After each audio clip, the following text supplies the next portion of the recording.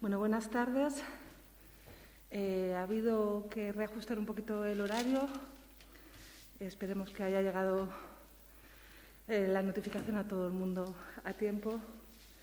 Y vamos a dar paso a este nuevo bloque de ponencias. Después de este descanso vamos a retomar este viaje que hemos hecho a través de las cualidades que hemos iniciado, ¿no? A través de las cualidades químicas, físico-ópticas, materiales, descriptivas, simbólicas de esta gran construcción que al final son los colores.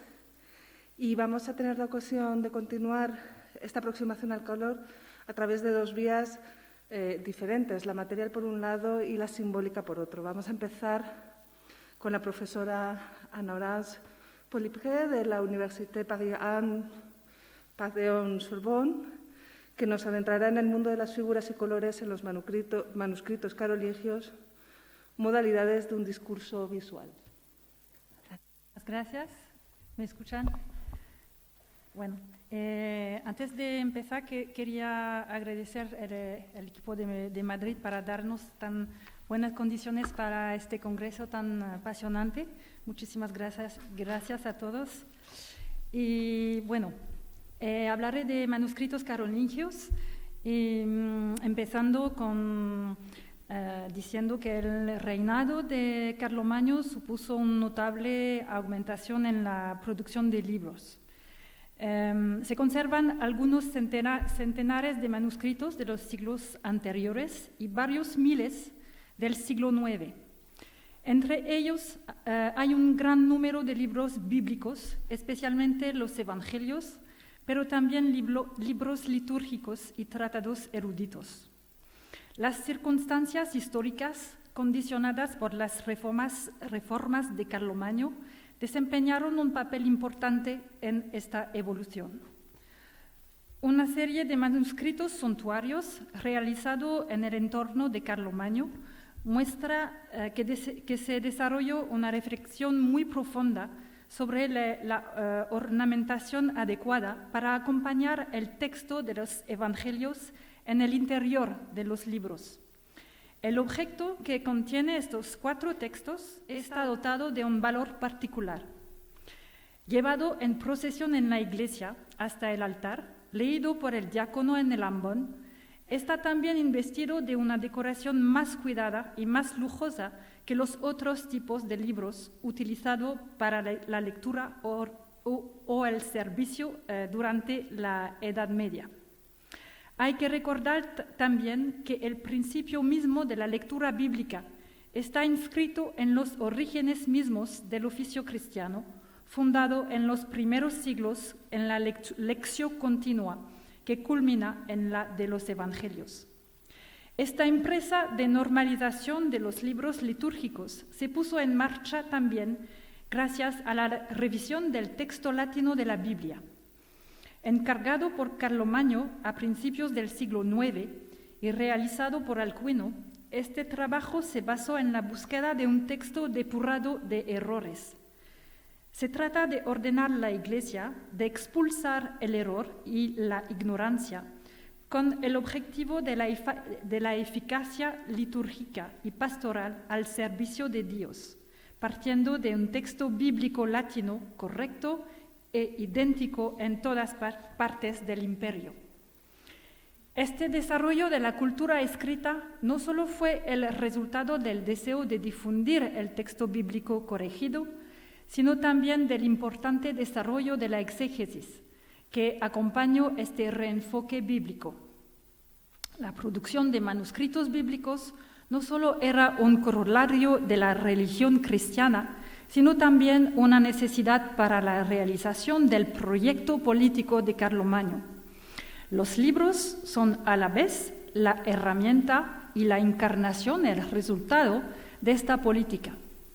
Este valor cardinal concedido a los libros en el nuevo horizonte carolingio hizo surgir también un encargo artístico de manuscritos suntuarios del entorno inmediato del soberano o del propio soberano, decorados con riquísimas pinturas y a menudo provistos de preciosas encuadernaciones.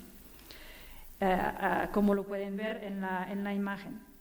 El lenguaje visual está muy marcado por las referencias a la antigüedad, la producción artística, la producción de imágenes, el principio de la decoración pintada en los manuscritos es una dimensión integral del proyecto político de Carlomagno.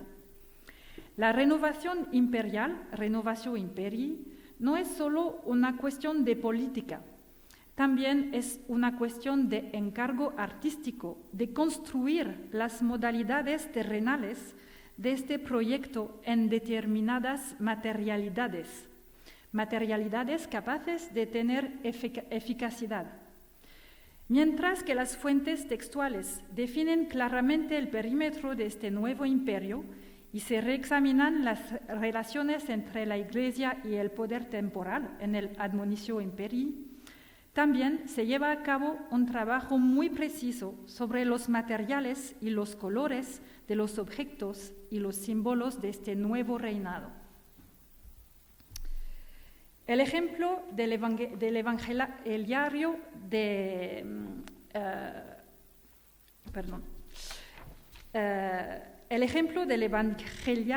Carlomagno, uno de los manuscritos más famosos de la primera época carolingia, ilustra este punto.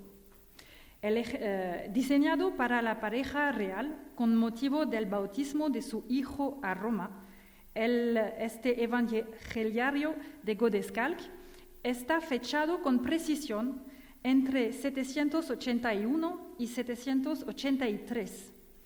Este manuscrito de pergamino de 127 folios contiene 6 grandes iluminaciones en los folios 1 a 3 y el evangeliario propiamente dicho comienza en el folio 4 y termina en el folio 121, seguido de un calendario y de un poema. Este poema relata las circunstancias de la elaboración de este libro y menciona el nombre del escriba iluminador Godescalc.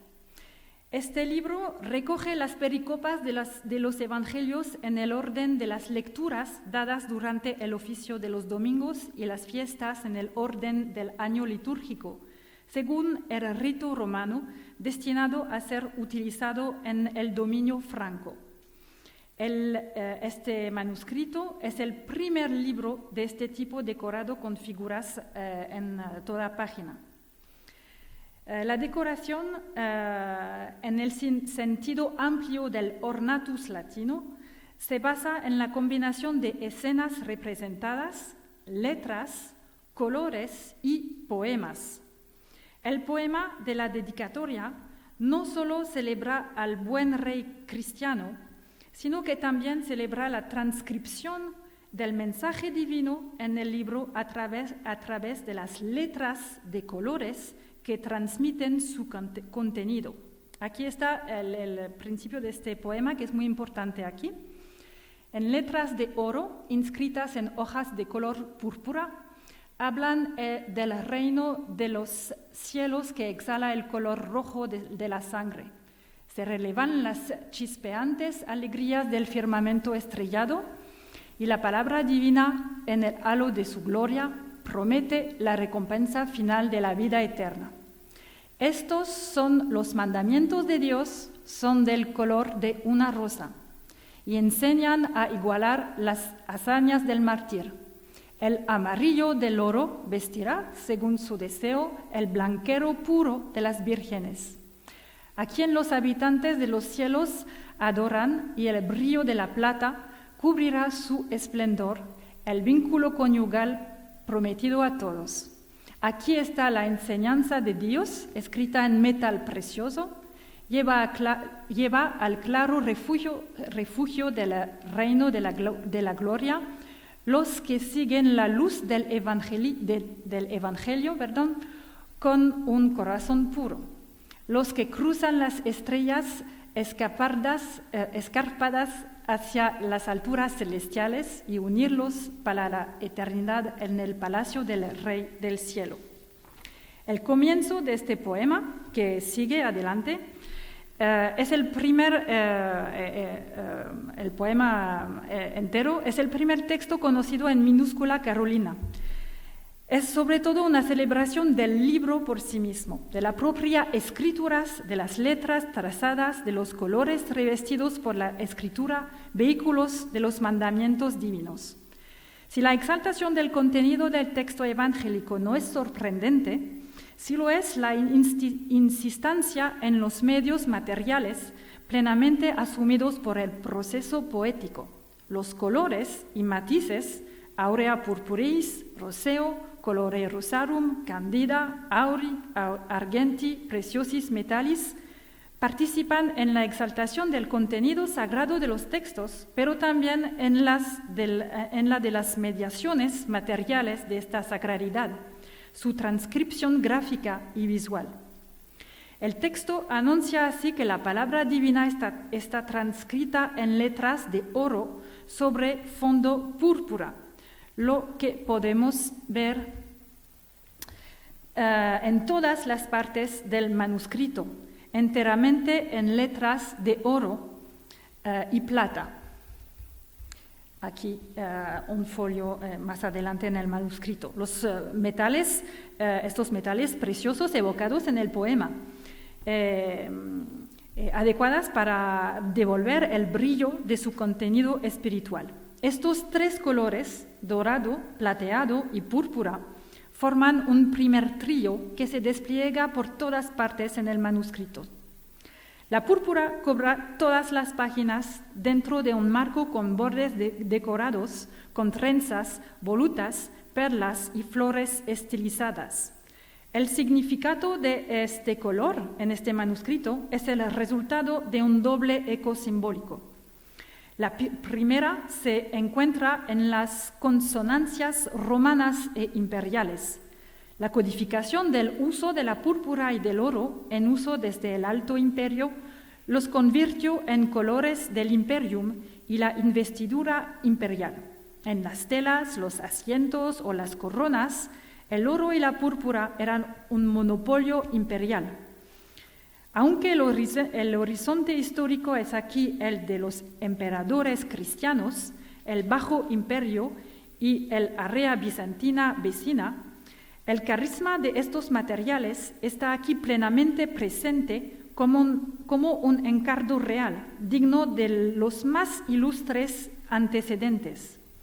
Entre ellos se encuentran también los manuscritos griegos del Antiguo Testamento y del Nuevo, producidos a finales de los siglos V y VI, como el Génesis de Viena, en el que el texto en letras plateadas se aplica a un pergamino pintado totalmente en púrpura. Se trata de órdenes lujosas, dando testimonio de un interés aristocrático por la Biblia, que también se expresa en el Evangeliario de Carlomagno y que se reavivó en el contexto del 800 por una reorientación política e intelectual general alrededor de la Biblia. Estos elementos se refieren al hecho que el patrón del libro se identifica con los emperadores, pero hay que señalar aquí que Carlomagno no fue coronado emperador hasta unos 20 años después. La púrpura y el oro que exaltan el Evangelio y su contenido también evocan la soberanía divina. Esto no se hace mediante signos estrictamente temporales, ya que la representación del Cristo no lo muestra revestido de atributos imperiales como la corona o el paludamentum, sino para caracterizar la palabra como tal. Las palabras del Evangelio transcritas en letras de oro, cuyo brillo hace resplandecer el mensaje, como manifestación de la soberanía divina. El vestido de Cristo, aquí que pueden ver aquí, está de púrpura. Como el reino celestial es también prometido a los elegidos, convoca también la sangre de Cristo, derramada durante la pasión y que la Eucaristía reactiva. también es la sangre de los mártires en general. El manuscrito incluye un calendario que menciona los nombres de muchos de ellos y son también mencionados en el poema. Este libro reúne extractos evangélicos leídos durante los servicios, como lo he dicho, y esta soberanía de la palabra se despliega también en una operatividad litúrgica, expresándose a través de la voz del lector de estos textos. Pero el poema no se contenta con esto, ya que se evocan otros colores, como el rojo, el color de la sangre. Sin embargo, el rojo sangre no aparece en la decoración pintada del libro, al menos no de una forma que permita identificarlo como tal, como se puede ver en este manuscrito, en el Sacramentario de Jagiellon. Lo mismo ocurre con la rosa y el blanco puro. Lo que parece notable aquí es que la visión física y sensorial de los colores durante la lectura, dominada por el trío púrpura, oro y plata, parece poder convocar a la visualización de otros colores, que la imagen no destaca especialmente, como hemos dicho. Los colores, que podrían llamarse como vehículos del texto, conducen a una contemplación espiritual de las dimensiones profundas y espirituales del texto, pero dimensiones que también están en color. Así, guiada por el brillo y la luminosidad del libro, la mente puede ver los mandamientos de Dios como el color de la rosa, la pureza de la blancura virginal, el rojo sangre de la pasión de Cristo, abriendo el camino al reino de los cielos. Lo que me parece notable aquí es que los colores físicos, los de la materialidad del libro, entran en un proceso de naturaleza anagógica y que esto es activado por el poema. Los sentidos perciben y la mente progresa hacia una realidad superior, espiritual, distinta a las de los realia. Así, la ambientación visual y poética del libro, que combina diferentes registros espirituales y sensoriales, se funde con la sagralidad del textual para metonimizarse con ella. Estas facultades evocadoras y simbólicas asociadas al oro, la plata y la púrpura recuerdan a las teorías neoplatónicas de Suger en Saint-Denis unos siglos más tarde, que involucran a las materialidades en un proceso de progresión espiritual. También se puede observar que esta emergencia del campo léxico y simbólico de los colores es correlativa a la cuestión de las letras, la gramata evocada desde el primer verso.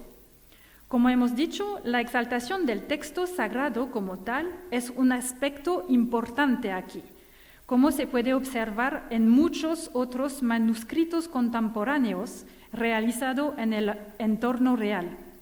Se pueden mencionar, entre otras, las numerosas páginas de incipit de los libros evangélicos contemporáneos, decoradas con una lujosa letra que evoca las letras del texto como plantas en crecimiento, prolongadas por un entrelazamiento giratorio. Sin embargo, es menos común, aunque no único, que esto se diga tan directamente. A este respecto, es notable que el otro ejemplo que lo atestiga emane exactamente del mismo medio, en los mismos años. Un elogio similar que ensalza las letras doradas de la palabra divina, anunciado los reinos celestiales, aparece también en el poema dedicatoria de un manuscrito estrechamente relacionado, que es el Salterio de Dagulf, también encargado por Carlomagno. Esta celebración de la escritura como algo brillante, animada por los efectos plásticos del oro, recuerda inmediatamente al esfuerzo carolingio para desarrollar nuevas formas de escritura que facilitan la lectura y la copia de los textos bíblicos. Y toca señalar que el primer texto conocido en minúscula carolingia es el poema del mismo evangeliario de Godescalc. Este aspecto esencial de las reformas emprendidas en las últimas décadas del siglo VIII, que ya he mencionado, y el sentido de este esfuerzo es perceptible en toda la producción de libros de la época y debe entenderse a escala del amplísimo proyecto de admonestación general llevado a cabo por Carlomagno a partir del año 789, con el Admonitio Generalis, que abarcaba a toda la sociedad. El objetivo era conseguir la unidad del pueblo cristiano y corregir en este sentido lo que había que corregir. El ritmo de la sociedad en su conjunto debe alinearse con el tiempo litúrgico, lo que implica también el desarrollo de un sacramentario común. En el año 781, Carlomagno recibió de Adriano el sacramentario en uso a Roma a través del Papa, con el fin de generalizar su uso en el reino franco. El uso de este nuevo sacramentario fue impuesto por la admonición. El contenido de nuestro evangeliario, de este evangeliario de Godescalc, pertenece a la misma clase de libros, reflejando una liturgia esencialmente romana de mediados del siglo VIII, con algunos añadidos francos que atestiguan esta voluntad de unificación franco-romana. Rosamond McKittrick ha demostrado que la disposición y la elección de ciertas lecturas pretenden ser un eco de las practicadas en Roma por el Papa en días concretos, en santuarios específicos nombrados con las pericopas. El número de iglesias romanas mencionadas en este evangeliario es mucho más importante que en los otros evangelios del siglo VIII. Así, al escuchar una misa celebrada con este evangelio en Aquisgrana, uno puede imaginarse legítimamente con el Papa en una de las etapas de la liturgia estacionaria romana exactamente al mismo tiempo. Como puede verse aquí, una breve mención a gramata y litera en estos poemas encierra en realidad todo un mundo. La construcción del proyecto político de Carlomagno, la producción artística material generada por el soberano y su séquito, participaba plenamente en la propaganda política y religiosa, en el sentido antiguo del término propaganda. La capacidad de las materialidades para producir discurso era central. Los libros son un testimonio importante de ello. Del mismo modo, el relato de la construcción de la iglesia palaciega de Aquisgrana describe un proceso similar de incorporación de materialidades romanas a la nueva capital del imperio. La vida de Carlomagno cuenta esto así. Hizo construir en Aquisgrana una basílica de extrema belleza con oro, plata y luces, y la adornó con balustradas y puertas de bronce. Para su construcción, como no podía encontrar columnas ni mármol en ningún otro lugar, se preocupó de hacerlos traer de Roma y Ravenna. Mármol que podríamos imaginar como porfirio también. El vocabulario estético y visual iconográfico del evangeliario de Godescalc rompe con los experimentos anteriores de manuscritos como los evangelios de Gundoginus, fechado en 754, que es también, este cambio es también la expresión de este proyecto. Todas estas referencias y modelos remiten conjuntamente a un horizonte histórico cuya función no es solo dar forma a la munificencia de los encargos artísticos del soberano, ni al cuidado que presta a la Iglesia, sino también firmar la realidad del vínculo con la Iglesia original, la constantiniana, otra figura de unidad palpable en la propia materialidad del libro y su lenguaje ornamental. Volvamos al Evangeliario de Carlomagno y a aspectos más concretos de su decoración, especialmente la fuente de vida al folio 3. Esta original iluminación presenta un edículo con columnas en el centro del marco que presenta la fons vitae del paraíso, aunque el agua no es claramente visible, rodeada de animales. Veremos aquí cómo el uso de ciertos colores en esta composición apoya ciertos aspectos del discurso figurativo.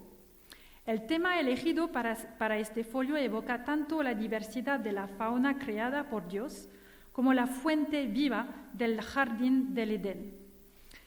En los siglos IV y V, la exegesis desarrolla esta idea del agua y de la fuente de vida que fluye en el medio del paraíso, su flora y su fauna.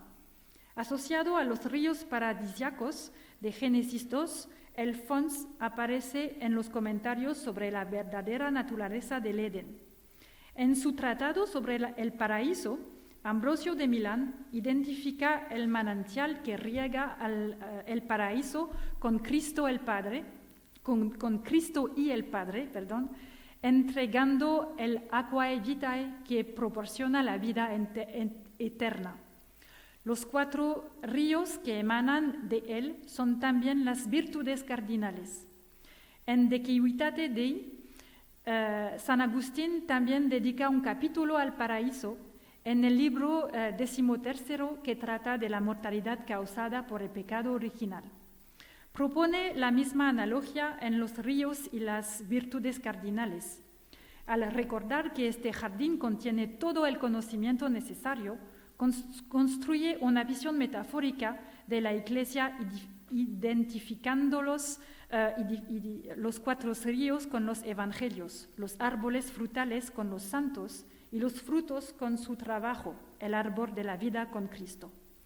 Así el tema de la fuente, pero también de los ríos celestiales, confluyen en una visión metafórica del Cristo como principio de vida, en sentido literal y en sentido moral.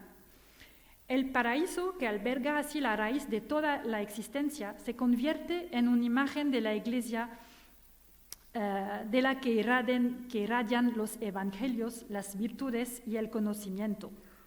El parentesco formal de la fuente con los bautisterios de los ortodoxos de Ravenna y de Laterana, Roma, también permite marcar la importancia del rito bautismal subyacente a la propia idea de fons vitae.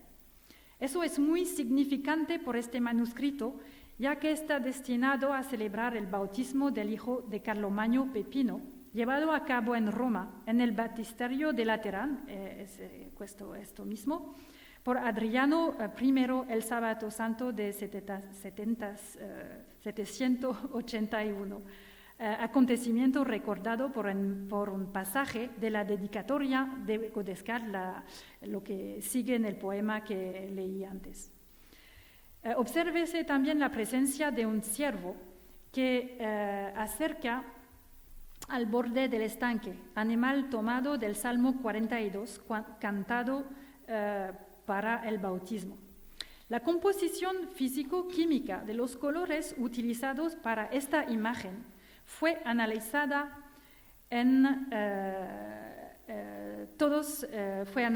por Patricia Roger del CNRS. Todos los datos provienen de su estudio. Las columnas jaspeadas son folium, anil rojo tierra, colores utilizados para todas las pinturas del libro. El frontón es de blanco plomo y negro carbón, El análisis del color indica el uso de índigo, negro de humo, tierra roja, naranja de plomo y verde de cobre.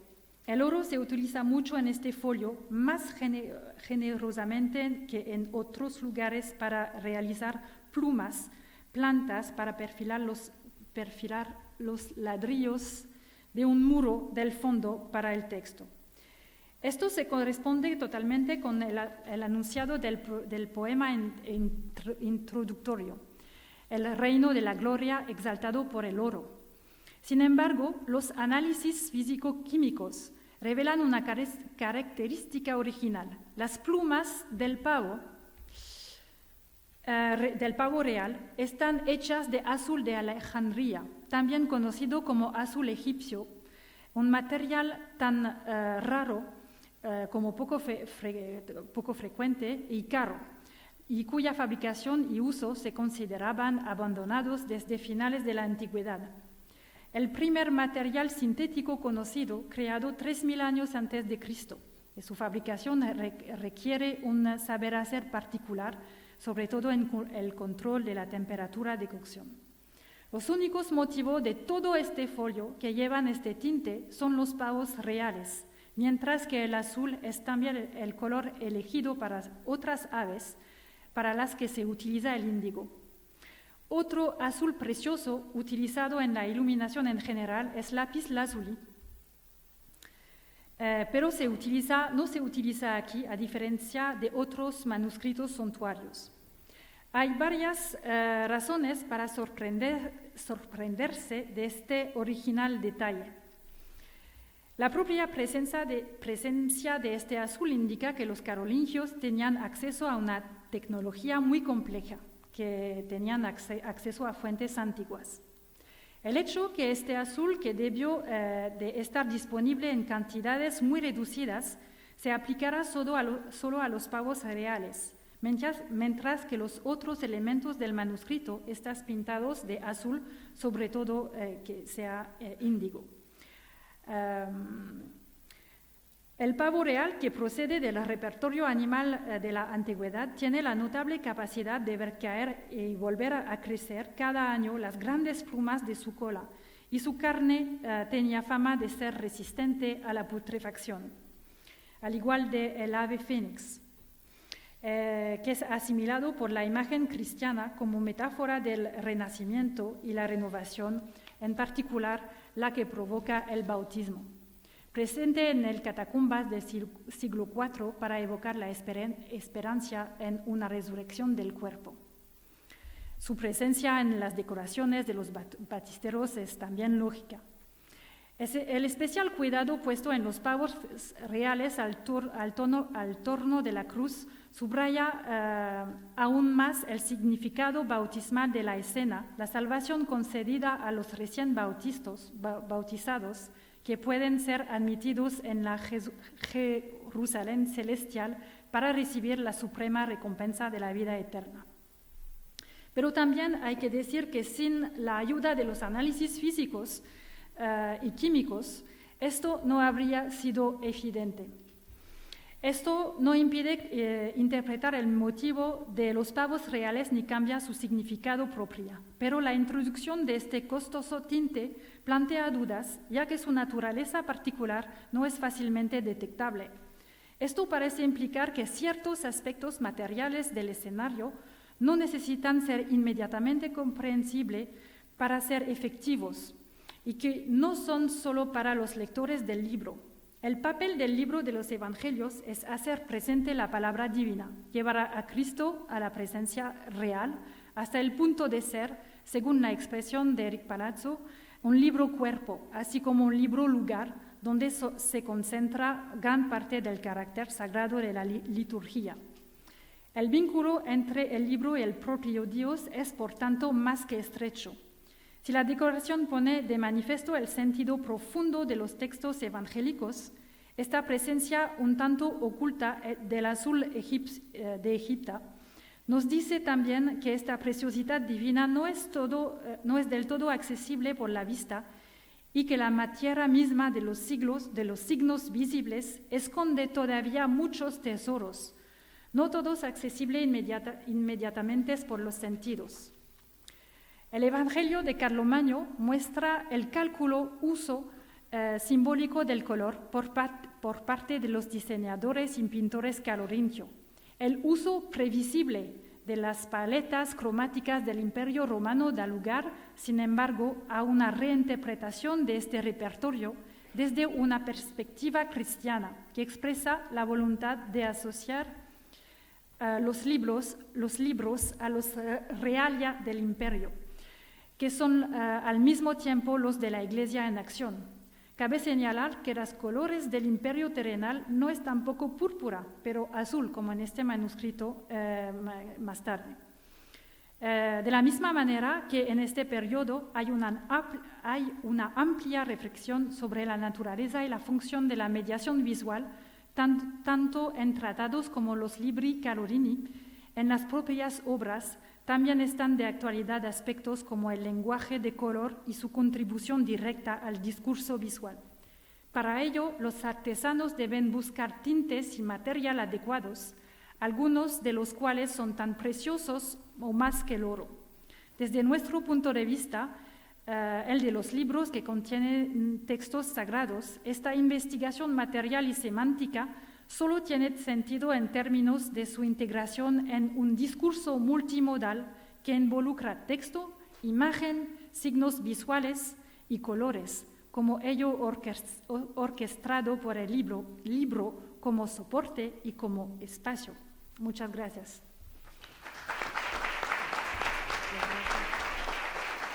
Muchas gracias a ti.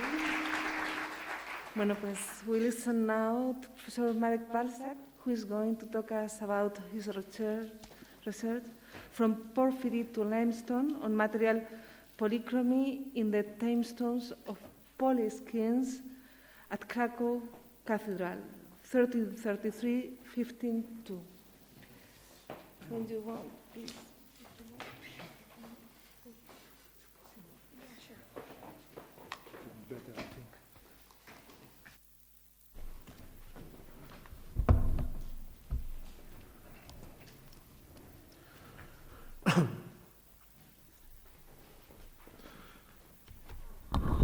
Thank you.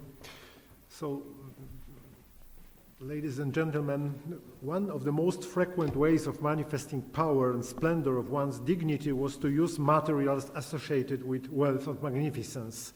Particularly favored were various kinds of rocks whose hardness was supposed to ensure their everlasting survival and whose extremely difficult carving was a visible testimony to the carver's supremacy over nature. Among the most important qualities of such rocks imbued with symbolic significance was their color. Some of the fundamental topoi of power are the sarcophagi of the Roman and then Byzantine emperors carved from blocks of porphyry, quarried and Mons Porphyrietes in the eastern desert of Egypt, which until the beginning of the 4th century CA had been the only place where the imperial porphyry was extracted. When the quarries ceased to be mined for stone, the only source of the material were spolia. Objects made of porphyry were in high demand, and appropriation of pagan sarcophagi by Christians became widespread. It culminated in the 12th and 13th centuries when, for example, Pope Innocent II ordered to be buried in a sarcophagus of porphyry believed to have been a resting place of Emperor Hadrian, and Pope Anastasius IV was buried in the sarcophagus of Constantinus Chlorus, venerated as a tomb of St. Helena. In 1235, the King of Sicily, Roger II, expressed a wish that sarcophageos vero duos porphyrieticos ad decesus mei signum perpetuum conspicuos be erected in the Cathedral of Cefalù, one of which was supposed to hold his earthly remains, and the other be a site of liturgical commemoration contributing to a greater glory of the Church. The king died in 1154 and was buried in Palermo Cathedral in another simple porphyry sarcophagus. In 1215, Frederick II of Hohenstaufen ordered that the until then useless sarcophagi of Roger II be removed from Cefalu to Palermo and used them for the burial of his father and of himself. If spolia were unavailable, less spectacular, though still meaningful artworks were produced. King Henry III of England had Pietro di Oderisio, an Italian marmorario brought from Rome to decorate Westminster Abbey. Oderisio built Henry's tomb using the opus Alexandrinum technique, adding porphyry plates on its side walls. More often than not, however, even such fairly small pieces of porphyry were unobtainable, and other solutions had to be sought. When in the fourth decade of the 13th century the canons of the Bamberg Cathedral decided to honor Pope Clement II, who had been buried in the church with a tomb, they employed craftsmen from Reims, while white marble for the tomb had been brought from as far away as Carinthia. The choice of the stone was undoubtedly dictated by its color and high quality, and was evidently intended to evoke associations with the splendor of Rome. Broad expanses of Central Europe are prepped with deposits of red-colored, finely grained limestone, which to some extent had been extracted already by Romans. The popularity of the stone derived not only from its natural beauty and physico-chemical properties, but above all from its resemblance to porphyry. What was the case? That was the case in northern Italy, where the Rosso Ammonitico limestone was quarried in the Monti Lessini, especially in the vicinity of Verona. In the medieval period, the stone was mostly used for tombs of various types and forms. In the case of simple sarcophagi, almost devoid of decoration, which survive in the area, it was the color and texture of the stone that linked these artworks with ancient tradition. In Hungary, a red-colored stone called the Royal Stone had been quarried in a few locations in the upland range of Tata to the northwest of Buda from at least the second half of the 12th century. The first known instance of its use in architecture was the western doorway of St. Adalbert Cathedral in Esztergom, German Gran, dated to 1196, which is known from a painting executed shortly before it was destroyed in 1764, and from a few surviving fragments. King Bela III, who had spent his youth at the court of Emperor Manuel I Komnenos in Constantinople, is believed to have been responsible for the discovery and use of the red limestone in political propaganda of Hungarian rulers.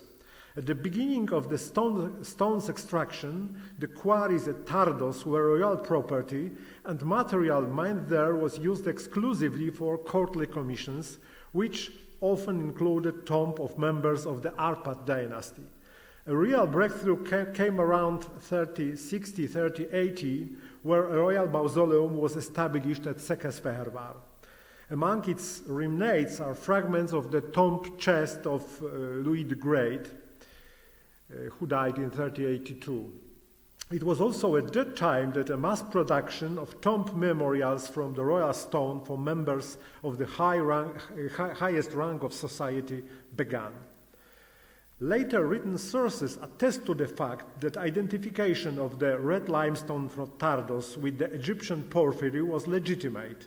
Antonio Bonfini, a court historian to King Matthias Corvinus, wrote in 1496 about the star case in the royal palace in Buda that it adiecerat porphyreo marmore, while the Vienna-based humanist Ursinus Velius described the tomb chapel of the primate of Hungary, Cardinal Thomas Bakots, in Grand Cathedral from 1506 as having been built ex porphyrietico lapide.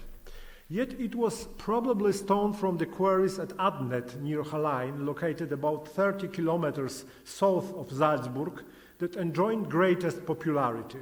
It had been mined there already by Romans in the 2nd and 3rd centuries, and in the late Middle Ages various sorts of red and brownish red colored limestone, popularly known as marble, had been widely exported from there.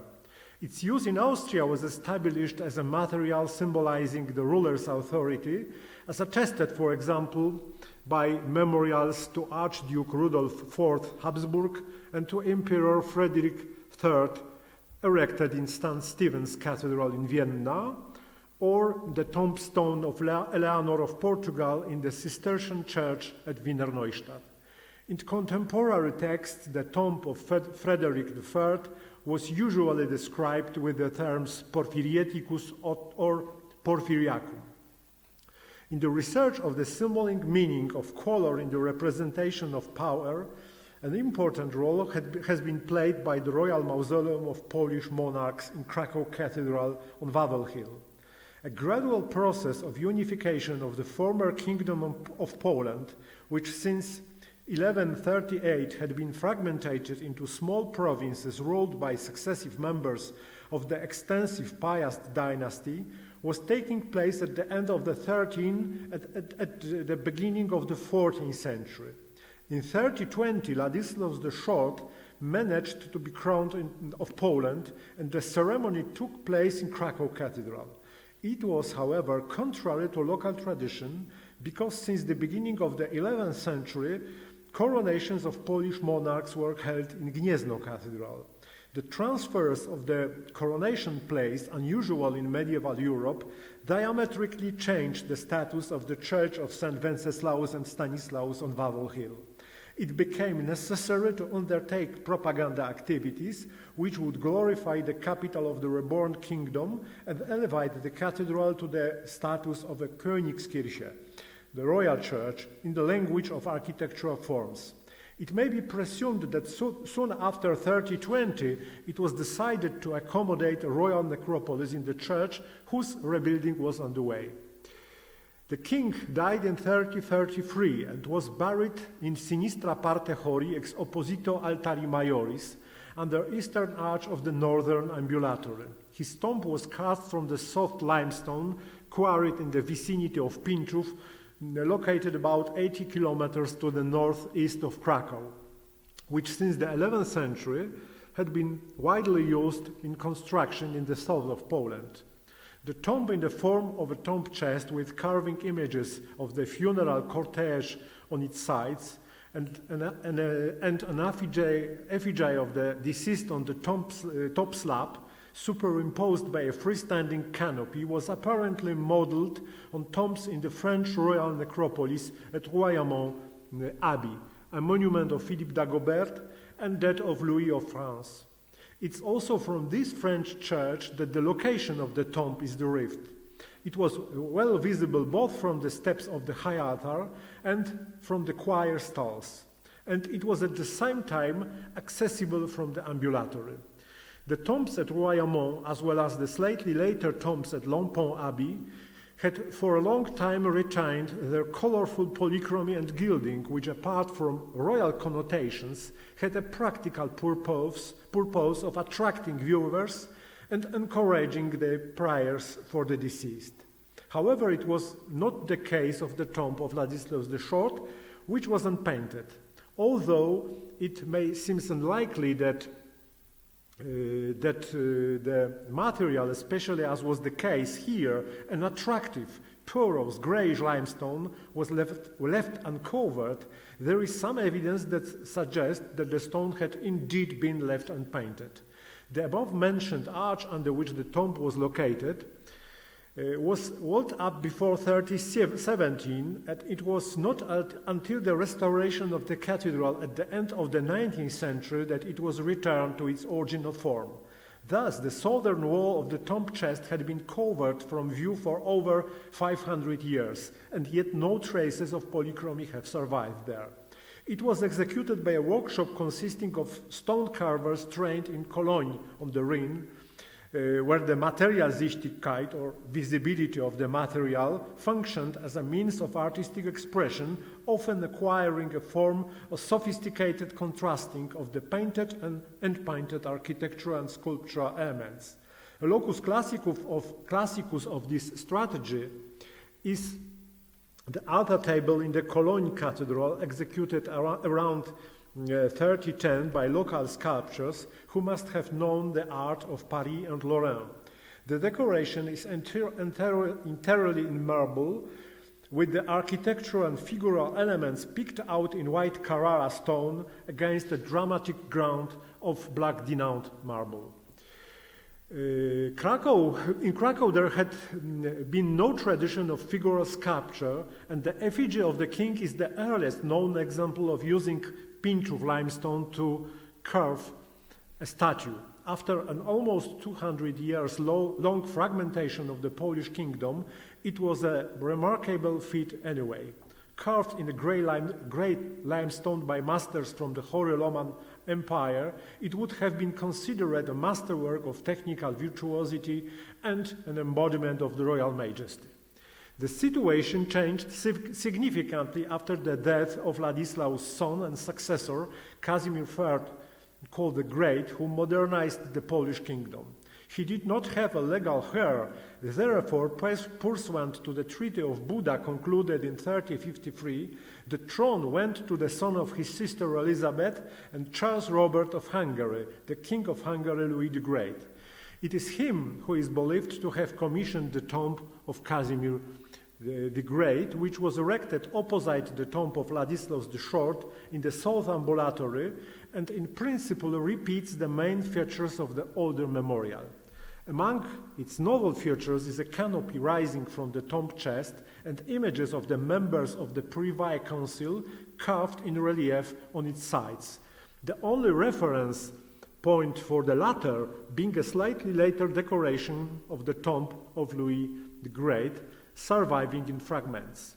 There are no inscriptions or heraldic devices in the tomb of Casimir the Great that could be interpreted as a reference to its patron, and their circumstances, the rule of Poland having been taken over by the King of Hungary.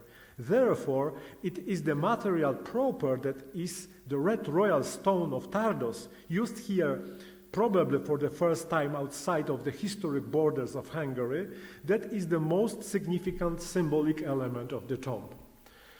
The artists who executed Casimir's tomb were trained in the orbit of the so-called ducal workshop in Vienna, and were also familiar with the art from other areas of the Holy Roman Empire and France. The king was shown as an old man with a long beard arranged in curls and shoulder-length curly hair. The rendering of the head seems to be realistic at first glance, but Gerhard Schmidt has demonstrated its amazing similarity to the youngest sculptures in the so-called Royal Gallery at Reims Cathedral. The Cracow statue recreates the majestic image of an ideal ruler derived from the tradition of the kings of Israel, among others. What we see here is a carefully selected physiognomical type whose function it was to represent the ruler as such, radiating with wisdom in displaying a stern countenance, one that was modeled on the representations of the great wise men of ancient times, Old Testament prophets, apostles, and other illustrious men of the past worthy of the highest esteem. Perhaps it is not accident that the effigy of the Casimir seems to resemble images that, because of the material they are made of, are translucent, allowing light to pass through, or reflect light radiating with brilliance. What I have in mind is a stained glass scheme in Strasbourg Cathedral from the first half of the 14th century with representations of the emperors, or the silver gilt reliquary bust of St. John Baptist in the treasury of the former Abbey Church at Burscheid near Aachen. The distinctive feature of the funerary monument of Casimir the Great include the breaking up of the main body into two rectangles of differing proportions, an ostentatious shift of the supporting elements accessing the two fields of the tombstone, as well as a light and immaterial quality to the canopy structure. The immaterial quality springs from the introduction of 8 slender pillars linking in the upper part into lancet arches, the latter filled with a rich three-dimensional decorated tracery. It's probably that the tomb chest had been sculpted outside of Poland and brought to Krakow in 13 sections, distinguishable to this day, and only then joined with the canopy executed in situ with the using of white pinch-roof limestone. In that case, the combination of the brownish red base with the light-colored, nearly white canopy would testify to the designer's understanding of the principles of material polychromy and therefore also to their high artistic sophistication. The tomb of Ladislaus Jagiełło, who was carved of yellowish red stone of uniform texture, a quality that combined with the perfect smoothness of its polished surface results in the reflection of light and seemingly softened forms. Two out of 3 examinations of the material carried out so far have indicated that the stone comes from the Tardos quarries, while one has suggested that it was extracted near Verona. The latter hypothesis seems more likely both because of the lighter hue of the stone and the fact that the style of the tomb has northern Italian origin. Egidius Gutenstein from Wiener Neustadt in Austria, active in Padua around 4022-3038, may have been involved in its execution. It must have been commissioned by the king himself, as the work had arrived in Krakow at the latest 4 years before his death and waited to be assembled. A contract must have indicated the color of material to be used, and the executant apparently made use of the deposits of rosso ammonitico veronese he knew well.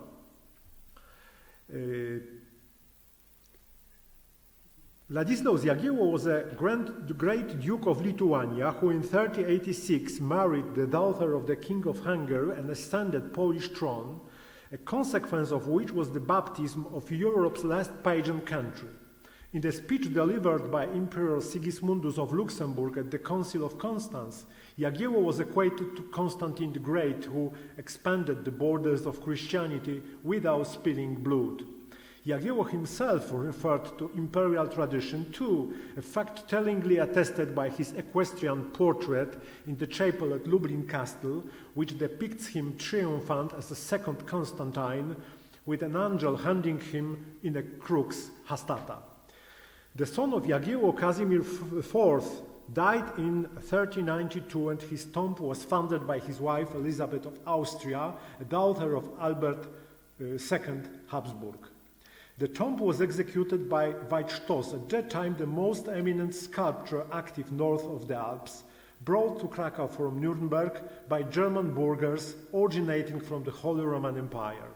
He had been trained under Nicolaus Gerhard von Leyden, a sculptor who barely 2 decades earlier had carved the tombstone of Eleanor of Portugal of Adnet marble and started the work on the tomb of Emperor Frederick III. Stoss used the same material which was very popular in Austria and Bavaria, but had not been used in Poland before. He must have been familiar with that material, and it cannot be an accident that the sepulchre of Christ carved in the scene of his resurrection in the high altarpiece in St. Mary's Parish Church in Krakow is colored red with patchy texture. The sculptor must have been personally involved in the transportation of the stone, because his design envisioned the use of different varieties of the marble, all of them precisely matched. The body of the tomb chest was made of the Langmoos variety, the plinth of the Rotropkind, and the columns of the main parts of the canopy of the Limbacher sort, which was darker, with a relatively smooth uniform texture. Reliefs on the side walls of the tomb chest and figural capitals were carved of the Czech variety, which is very patchy but has a uniform grayish-brown hue. Only the effigy of the king was carved of the Roczek stone, whose texture is most varied. The local pinch of limestone was used for the vaulting of the canopy, which became almost a tradition among tombs located in the Cracow Cathedral. Stone carvers and eagerly made use of the varied structure of individual types of the adnet limestone, but the patchy Rothschild was usually employed in framing devices and ornamental parts, while figures were carved on the Czech variety, as attested by the tomb of Frederick III, a tomb of Ulrich Kastenmeier, or that tombstone of Bishop Wilhelm von Reichenau in Eichstätt Cathedral. However, Stoss decided to use the natural expression of the Rothschild stone, a strategy that had already been employed before, but to rather poor effect, as attested by the tomb of Duke Albert II of Bavaria, carved in its entirety on the Rothschild stone, which has led to a visual disintegration of the whole sculpture. In the tomb of Casimir IV, the patchy texture of the Rothschild stone fully agrees with the dynamic rendering of the king's figure, whose body was shown in an almost dancing movement. The focus is on the lined face expressive of concentration, sadness, and pain. Although the king was shown laying flat of his back, his head is turned to his left so that it could be better visible, as potential viewers can approach the tomb only from its northern, its left side. The arrangement of the king's body may be understood as a death spasm. His heads bring association with another deeply expressive artwork, a man's head with contorted face from the workshop of Nikolaus Gerhard von Leyden, recently interpreted by Christoph Metzger as depiction of death, unique in its brutal rendering. Among literary sources of such an image is a sermon by Bernardino of Siena, De duodecim doloribus quos patitur peccator in hora mortis. According to this preacher, the process of dying affects to the same degree the body, the mind, and the soul. St. Bernardino begins his discourse by an evocative description of the body with its individual members causing unbearable anguish to the dying person. The meaning of Casimir IV depiction is further strengthened by its medallion visible on his breast, which shows a naked woman in labor, apparently an illustration of the book of Genesis 3:16. I quote, "I will make your pain in the childbearing very severe. With painful labor you will give birth to children." The end of quotation. The image emphasizes the futility of human existence, which is shared by all men, even kings. By creating this powerful depiction of agony, Stoss, likely influenced by a learned advisor, often identified with the Italian humanist scholar Filippo Buonaccorsi called Callimachus, broke with a centuries-old tradition of representing the deceased on their tombs. The unique expression of the work and the moving message of its iconographic program would have been far less striking if it hadn't been for the ingenious use of the spotted stone. The tombs of Polish monarchs attest to the importance of red stone in the representation of royal power in the late medieval period. The tomb of Casimir the Great, founded by King of Hungary Louis the Great and executed using the Tardos royal stone, was a model imitated in the subsequent royal monuments, which used stone from the area of Verona and from Adnet. In all these instances, the use of a given material was novel in Poland. The tombs must have aroused great and universal admiration, although no evidence attesting to the fact that they were associated with monuments carved in porphyry had been found so far in Polish written sources. In his Chronica Polonorum, the historian Maciej of Miechów mentioned the tomb of Casimir IV, noting its supereminentiam lignorum rubefactorum, that is a canopy reminiscent of red trees. This phrase, uttered by a learned humanist, should be associated with a tradition vivid at the beginning of the 16th century, which traced the Gothic style back to the primeval forest in which its German inhabitants arranged their shrines by tying together 3 branches. At that time, Italian stone carvers worked in Krakow, having been brought to Poland by King Alexander Jagielloński and above all by his successor, King Sigismundus I, to construct his Renaissance palace on Wawel Hill. Francesco Fiorentino had built the first Renaissance-style work in Poland, a niche for the tomb of King John Albert, in the form of a triumphal arch from Pinchów stone, which accommodated a tomb chest carved of the Tardos royal stone on the model of the tomb of Casimir IV. In the 16th century, all tombs of Polish monarchs and almost all monuments of the local bishops were carved on this very material. Thank you very much. Thank you. Thank you very much for your exposition. Muchas gracias. No sé si hay alguna pregunta. Tenemos unos minutos para preguntar a cualquiera de los 2 ponentes. ¿Alguna intervención, comentario, reflexión?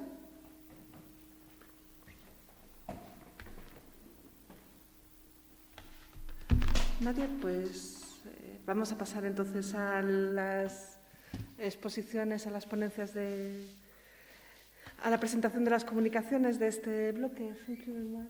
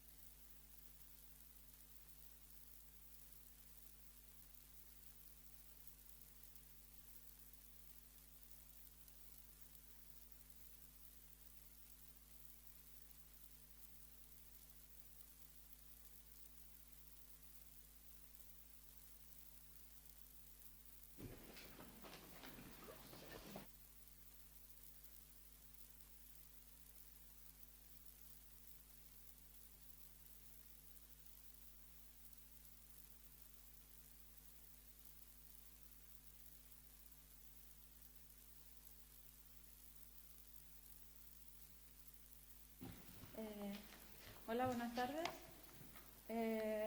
We are going to start with the communications. Here is Oliver Colson from the Brown University, who is going to present polychromy and symbolic order in the angel roofs of East Anglia. Thank you. Well, hola, bonjour, guten Tag, hello. Thank you for having me. It's wonderful to be here. Can you all hear me at the back? I presume you can. I'm making a funny noise.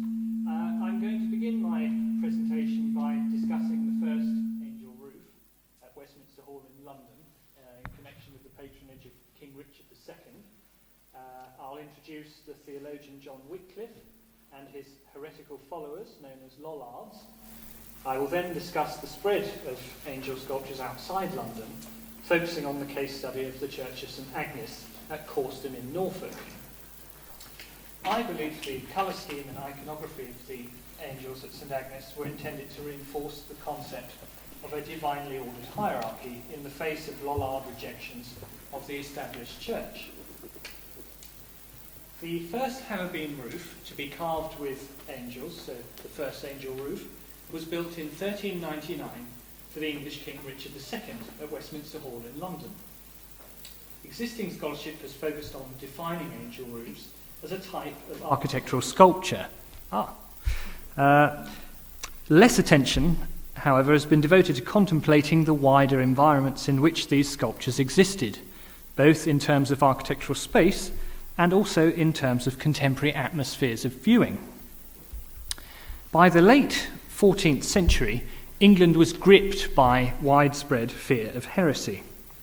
In addition to rejecting the doctrine of transubstantiation and undermining the status of the clergy, John Wycliffe, the Oxford theologian denounced as a heretic, cautioned against inappropriate devotion to images, as shown in this quote.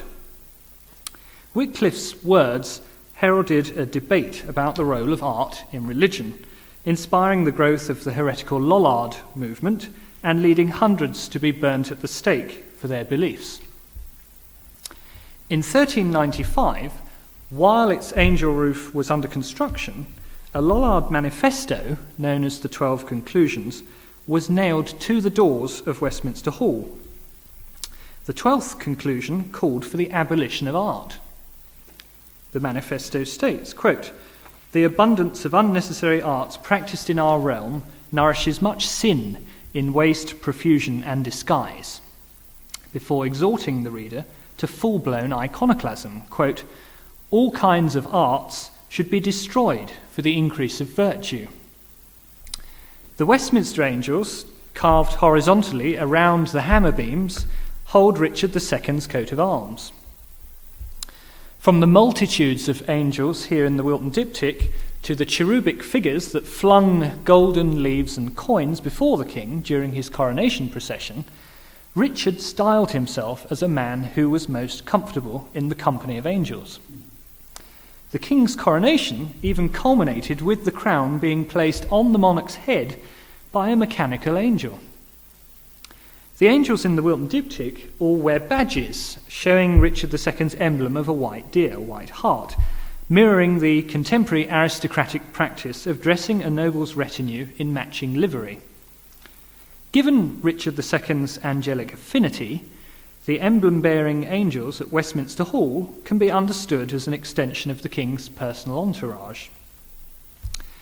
Richard II's tomb epitaph states, "He crushed heretics and laid low their friends," and a book was written for the monarch by a Dominican called Roger Dimmock, specifically to refute the Lollard 12 Conclusions manifesto. The king was clearly keen to make heretic crushing a major part of his legacy. As angel roofs began to be built outside London, in East Anglia, a residual memory of the king's anti-heretic credentials may have endured through the king's association with the iconography of angels. Although the vitality of the Lollard heresy waxed and waned between the 1390s and the onset of the Henrician Reformation in the early 16th century, trial records indicate that in eastern England, certainly, the church took the threat of Lollard nonconformity very seriously. This map shows angel-roofed churches with pins showing the places where people who lived who were tried for heresy in the Diocese of Norwich between 1428 and 1431. The first angel roof outside London was built at Lynn in Norfolk. A priest from the town, William Saltrey, was the first Lollard to be burnt in England as a heretic in 1401. There is an interesting overlap then between pockets of heretical belief and the building of angel roof sculptures. After this first angel roof was built in Lynn, these sculptures proliferate across East Anglia during the 15th century. Roughly 145 of the 169 known examples are sited within these most easterly counties of England. The East Anglian bias of these spectacular assertions of angelic presence may represent what was felt to be a necessary statement of faith to stem the spread of local Lollard incredulity. So what about colour? That's what we're here to discuss, right? So, the angel roof at the Church of St Agnes in Corston, Norfolk, probably dates to around 1430, when activities against heresy in the region were at their height. The angels in this roof are arranged in 2 registers. In the upper register, there are 5 pairs of angels, 1 on each hammer post of the roof. To give a sense of scale, these standing angels are about my height. The angels have 2 pairs of wings, indicating that they represent a higher order of angels, so seraphim, cherubim, or thrones. In the lower order, 3 angels appear between each hammer beam. These angels have 1 pair of wings, signifying a lower order of angel. And the concept of a hierarchy of angels was well established in England by this time. In the 6th century, Gregory the Great had outlined the concept of 9 orders of angels, and Gregory's ideas were elaborated upon by Thomas Aquinas in the 13th century in his Summa Theologica. The angels at St Agnes were repaired in the 19th century, but they retained their original 15th century paint. The restorers did not repaint the sculptures, instead leaving new wood bare. This forward-thinking approach allows us to imagine for ourselves how eye-catching the colour scheme would have been in its original intensity. The sculpture has a white ground, over which we see red chevrons denoting feathers. All over the body of the angel, we see green-gold circles, which imitate the eyes of peacock feathers. These eyes call to mind the depictions of archangels, such as this very fine angel standing in judgment on Roger van der Weyden's Bern altarpiece. I speculate that the angels at St Agnes were also intended to be understood as angels of judgment. As representatives from the first and most powerful sphere of angels, the cherubim in the upper register are most closely associated with the justice and authority of God. At St Agnes, the angelic hierarchy spearheads an assault on the senses with a feast for the eyes. I suggest that the white, red, and green-gold paint may interpret the cherubim of Ezekiel's visions of judgment. The angelic vision in Ezekiel 10 reads, quote, "In the midst of the living creatures a bright fire, and lightning going forth from the fire." Verse 18 continues, "And the whole body was full of eyes round about all the 4. It's possible that the peacock eyes that appear all over the bodies of the cherubim at St Agnes relate to this vision. The sense of sight is one of several senses that are stimulated by the colours of these angels. Ezekiel's vision also describes the sound of the angels. Quote, "I heard the noise of their wings like the noise of many waters, as it were the voice of the Most High God. When they walked, it was like the voice of a multitude, like the voice of an army." The colour scheme of the cherubim at Corston, coupled with the sight of the outspread helicopter-like wings of these sculptures, may well have brought to mind the awesome sounds described in this biblical passage. When activated by the sounds, smells, and taste surrounding the ritual of the Mass, the sight of angel roof sculpture made the often terrifying wonder of God present in a fleeting moment, as described here in Revelations.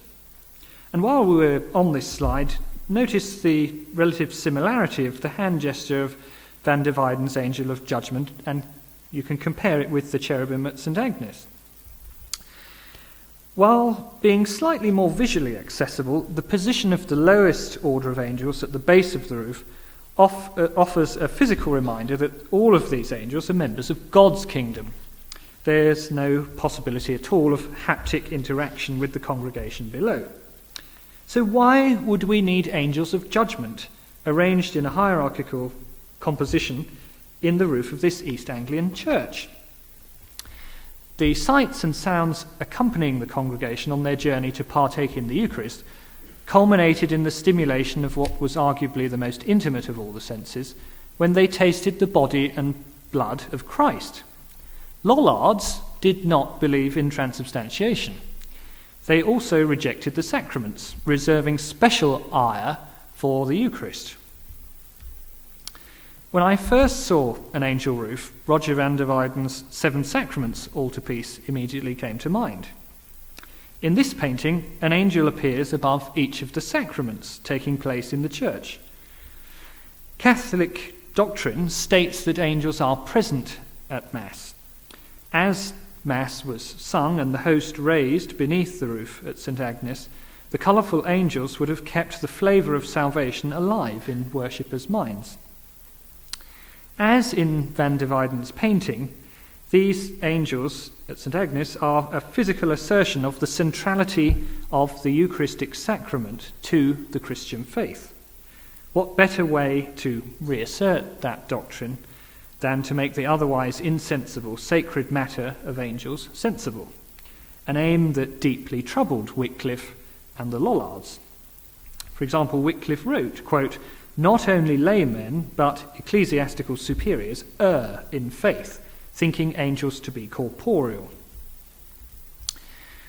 The gustatory climax of the Mass was the final layer of a carefully orchestrated programme of sensory assault, which guided lay worshippers towards salvation, ensuring they did not fall foul of these watchful angels of judgment above. I want to conclude by mentioning a caveat about the colour of these angel roofs before posing a question to you. At this point, I have a sad confession. Most angel roofs are not colourful. It's likely that some were never painted, while others have lost their original paint to the vagaries of the damp English climate. To end, I've come across an interesting statement suggesting that King Henry VI believed that colours had inherent symbolic value. Describing the new seal of King's College, Cambridge in 1449, he writes, quote, "Our newly founded college, lasting for ages to come, whose perpetuity we wish to be signified by the stability of the black colour, may bring forth the brightest flowers redolent of every kind of knowledge." So black signifies stability there. So my parting question for you all then, all of the painted angel roofs I've seen have a similar colour palette, white, red, green and gold. Did these colours then themselves impart any symbolic meaning to angel roof sculptures? Thank you for listening.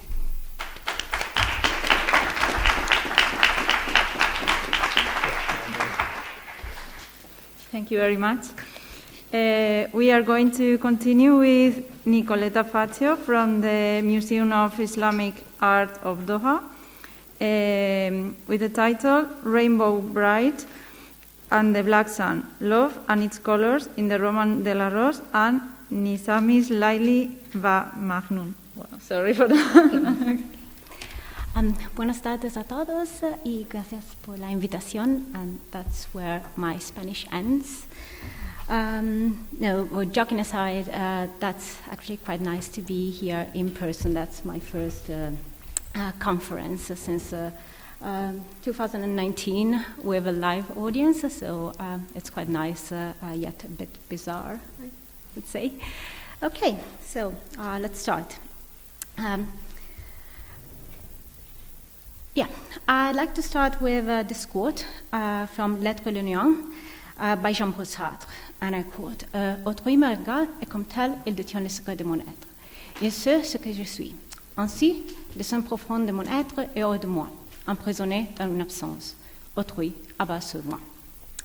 So, suspend judgment here. I know that pairing pre-modern love poetry, as I will be discussing, with the words of a French existentialist philosopher and notorious womanizer can be a tad pretentious, but I see that this passage, at least to me, encapsulates the experience of love as portrayed in the poem that I will shortly discuss. The beloved as a radical otherness, a mirror, we can say, by which the lovers knows and through which loses themselves. And as we shall see, I hope, this mirror can turn delightfully colorful and up to complete chromatic absorption to black. The Roman de la Rose needs no introduction. Completed around 1275 and 1280 Common Era, it is a long and at times tiresome allegorical poem in the form of a dream allegory and a dream vision.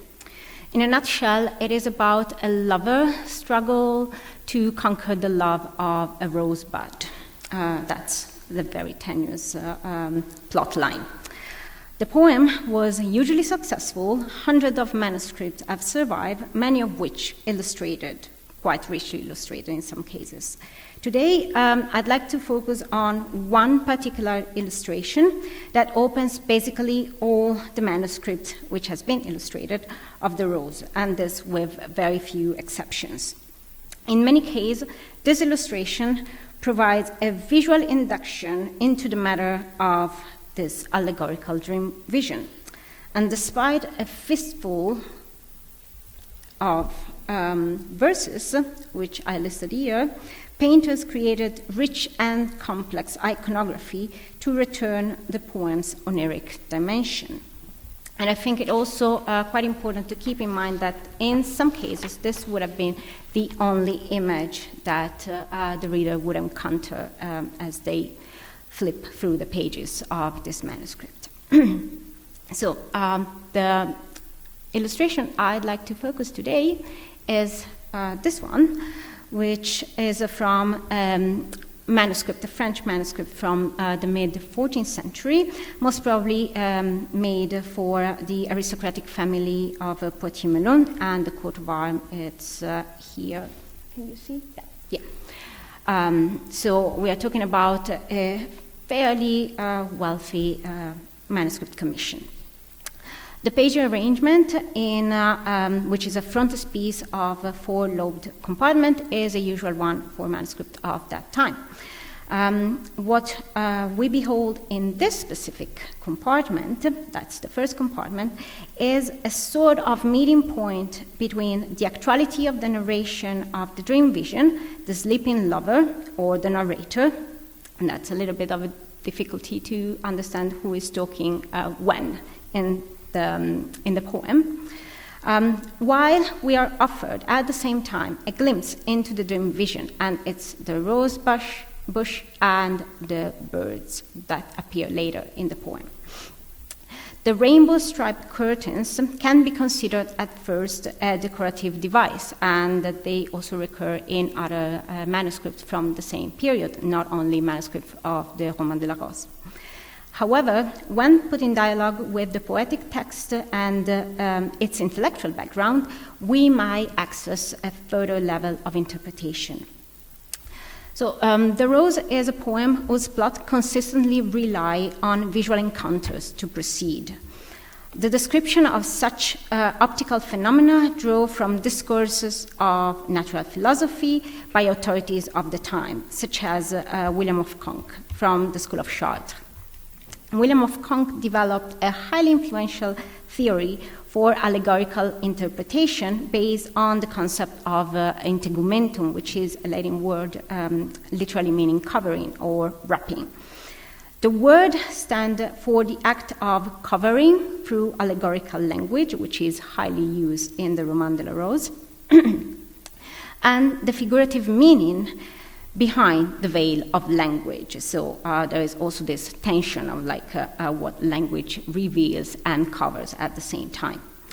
Integumentum as a curtaining veil, precisely a colorful veil that covers and displays at the same time, appears in the description of the gown of nature, like the allegorical figure of nature in the Planctu Naturae, the complaint of nature, by Alanus de Lille, died in 1202.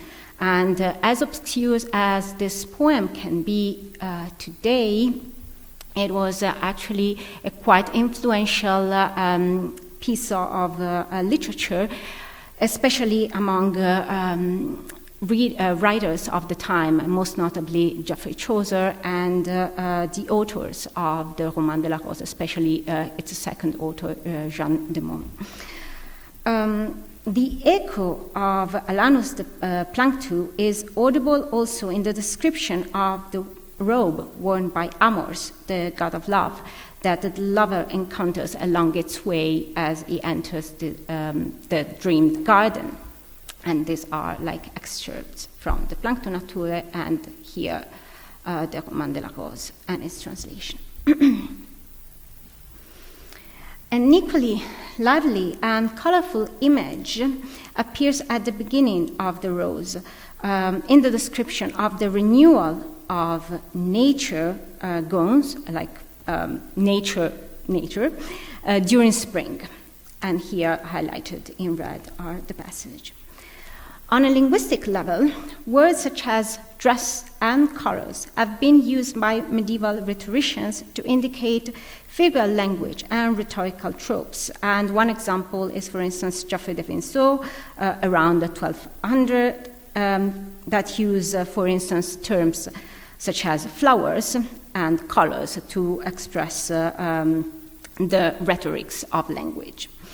According to literary historian Claire Nouvet, the colors of nature dress in the rose function as markers of their own fictional characters as rhetorical device. They, and I quote, metaphorize the rhetorical colors that compose the allegorical dress that the text implicitly claims to be. Nature's dress is indeed the first of a series of dresses. These dresses thematize within the text the allegorical dress, in quotation mark, that the text as a whole claims to be, end quotes. Colors thus play an important role in the rose, as they appear in topical moments of the narrative. When the lover, for instance, discovered the rosebud in the water reflection, and this is a very key point in the narrative. Or, for instance, in the description, as I mentioned before, of the robe of Amors, that somehow anticipate the shimmering and colorful reflection of the fountain of Narcissus, where the lover sees the rose reflection. And that's a quite faithful rendering of this experience, with the light shining and hitting the eye of the lovers and the water surface. So a mesmerizing display of colors stands between the lover and his beloved rose. And having said that, I would like to return again to this first image that I showed and ask if beyond mere fashionable decor that this striped textile might have, do they also hold deeper meanings? Well, we can speculate that the curtains can indeed represent, in this specific case, the multicolored integumentum of covering lifted up when the sleeping narrator turns into the active dreamer and access a different plane of reality. Or it could stand for a metaphor for the whole poem, literally wrapping its creator as it experiences its very creation, the dream. The beloved that materialize in a rainbow of color, which are literally the attempt of light to become visible. So now let's move eastward and see what happened on an opposite side. And here we go. Around 1180, so 40 years before the first author of the Rose, Guillaume de Lory, penned the first part of the poem, the Persian poet Nizami Ganjavi, from his birthplace, the city of Ganje in modern Azerbaijan, completed Leyli va Majnun, which is the third Masnavi, a narrative poem in a group of 5 called usually the Khamsa, the quintet. The poem retells in Persian, in classical Persian, the tragic story of 2 ill-fated lovers from the early Islamic period, Majnun, which literally means the madman, and his beloved Leyli. It has often been erroneously dubbed the Romeo and Juliet of the Arab world, and this is because it originally stems out of the Arabic poetic tradition. The story is actually very simple. Again, we have a very thin plot. Boy meets girl, family not impressed, boy goes mad. They both eventually die tragically, but they don't commit suicide and they don't consummate their love, which is a very key point. So, in Nizami's poem, the lovers fall in love through exchange of glances. Oh, I'm sorry, I have to go back. With the beloved Leyli progressively taken out of sight, so to say, receding within the confined space of the tent to safeguard her from the scandal of an inappropriate love. There is a textual association between Leyli and her concealed condition, the veil indicated as pardeh here in red, which means literally the curtain. Being a metaphor for her social segregation and for the secrecy of her sorrow, as apparent in few images here. For instance, here and here, always shielded by tent and textiles. The image of the veil has been extensively used in classical Persian poetry as a powerful symbol for a panoply of meanings. Medieval Persian poets used the veil as symbolically refers to the blackness of the night, a detail that I think we should keep in mind since the name Leyli and the word Layl, night in Arabic, are basically homographs. Indeed, one major physical trait of Leyli is her dark violet mane, whose lock enthralls Majnun, and the similitude between the air of the beloved and the veil that hides and protects the secret of her face has been a popular one, most prominently used by Hafiz Shirazi in the 14th century. Finally, in Nizami, Leyli is associated to religious images, becoming the qutb, the pole, and the mihrab, the prayer niche in Majnun life.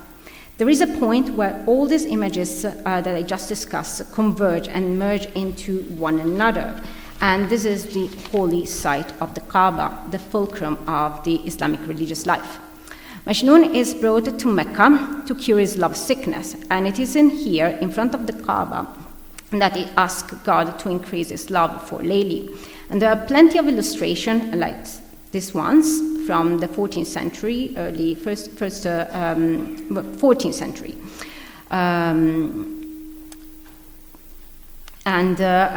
The one I actually would like to focus on is from the late 15th century, and it's this one. And it's from it has been attributed to one of the most celebrated painters of his time, Behzad, active in Herat during the last quarter of the 15th century. And it's from the manuscript of the Khamsa, active, made by, for the last Timurid prince, Sultan Hussein by Qara. And the slender towering building of the Kaaba appears to mimic the slender, perfect body of the beloved, with Majnun actually stretching one of his arms to reach the door knocker and the black kiswa, which is the textile covering the Kaaba. The body of the Kaaba becomes a black screen, literally, over which the body of the beloved is projected. Indeed, in Nizami's, the dark hair of Leyli comes to resemble the kiswa of the Kaaba, while her curly locks are compared to the door knocker of the Kaaba itself, which Majnun is actually holding here.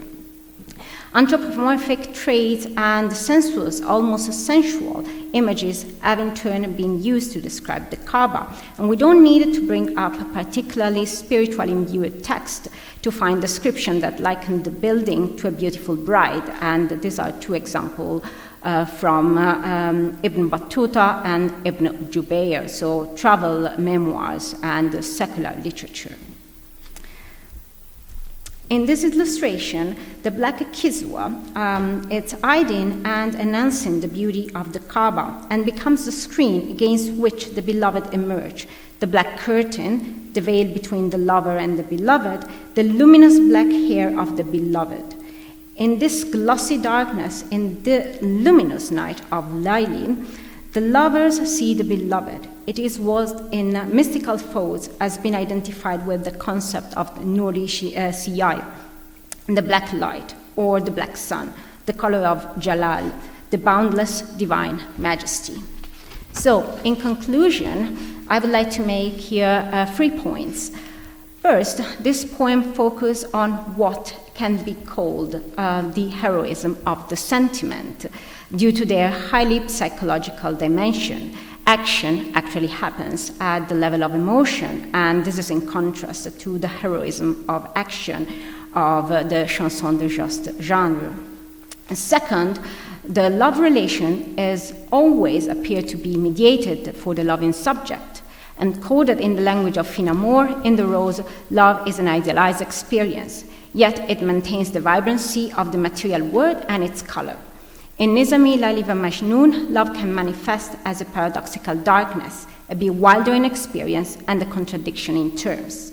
Lastly, the examples presented today are 2 moments in a centuries-long history for these manuscript traditions. So each manuscript stands as a unicum, and these illustrations are singular emergences, unique translation of the poetic matters into visual means.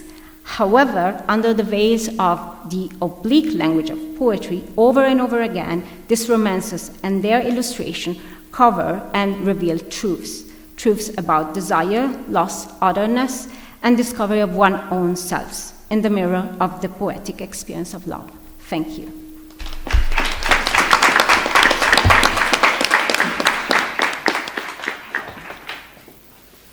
Is this yours? Yeah. Okay.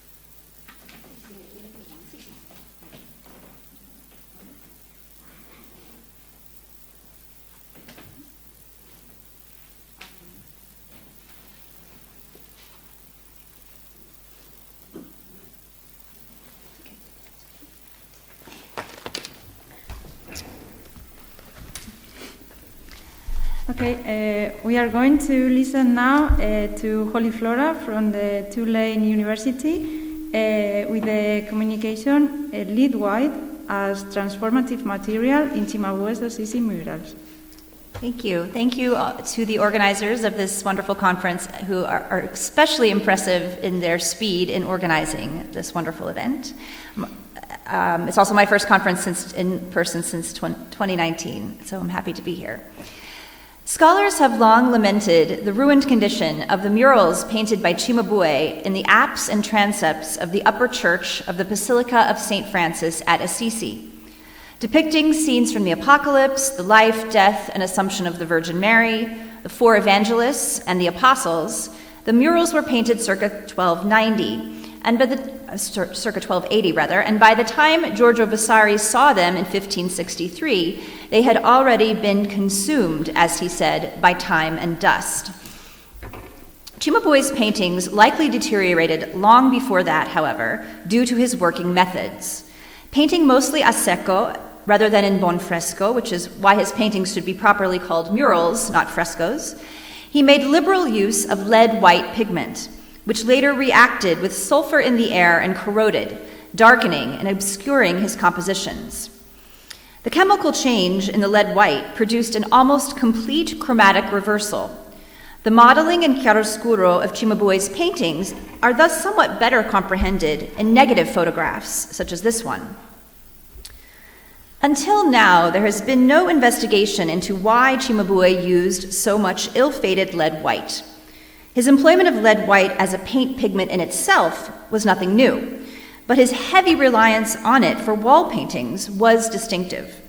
Painters of Cimabue's generation most often used it on panels or in manuscript illumination, and in fact, artists' treatises warn that it has the potential to turn black when used on walls.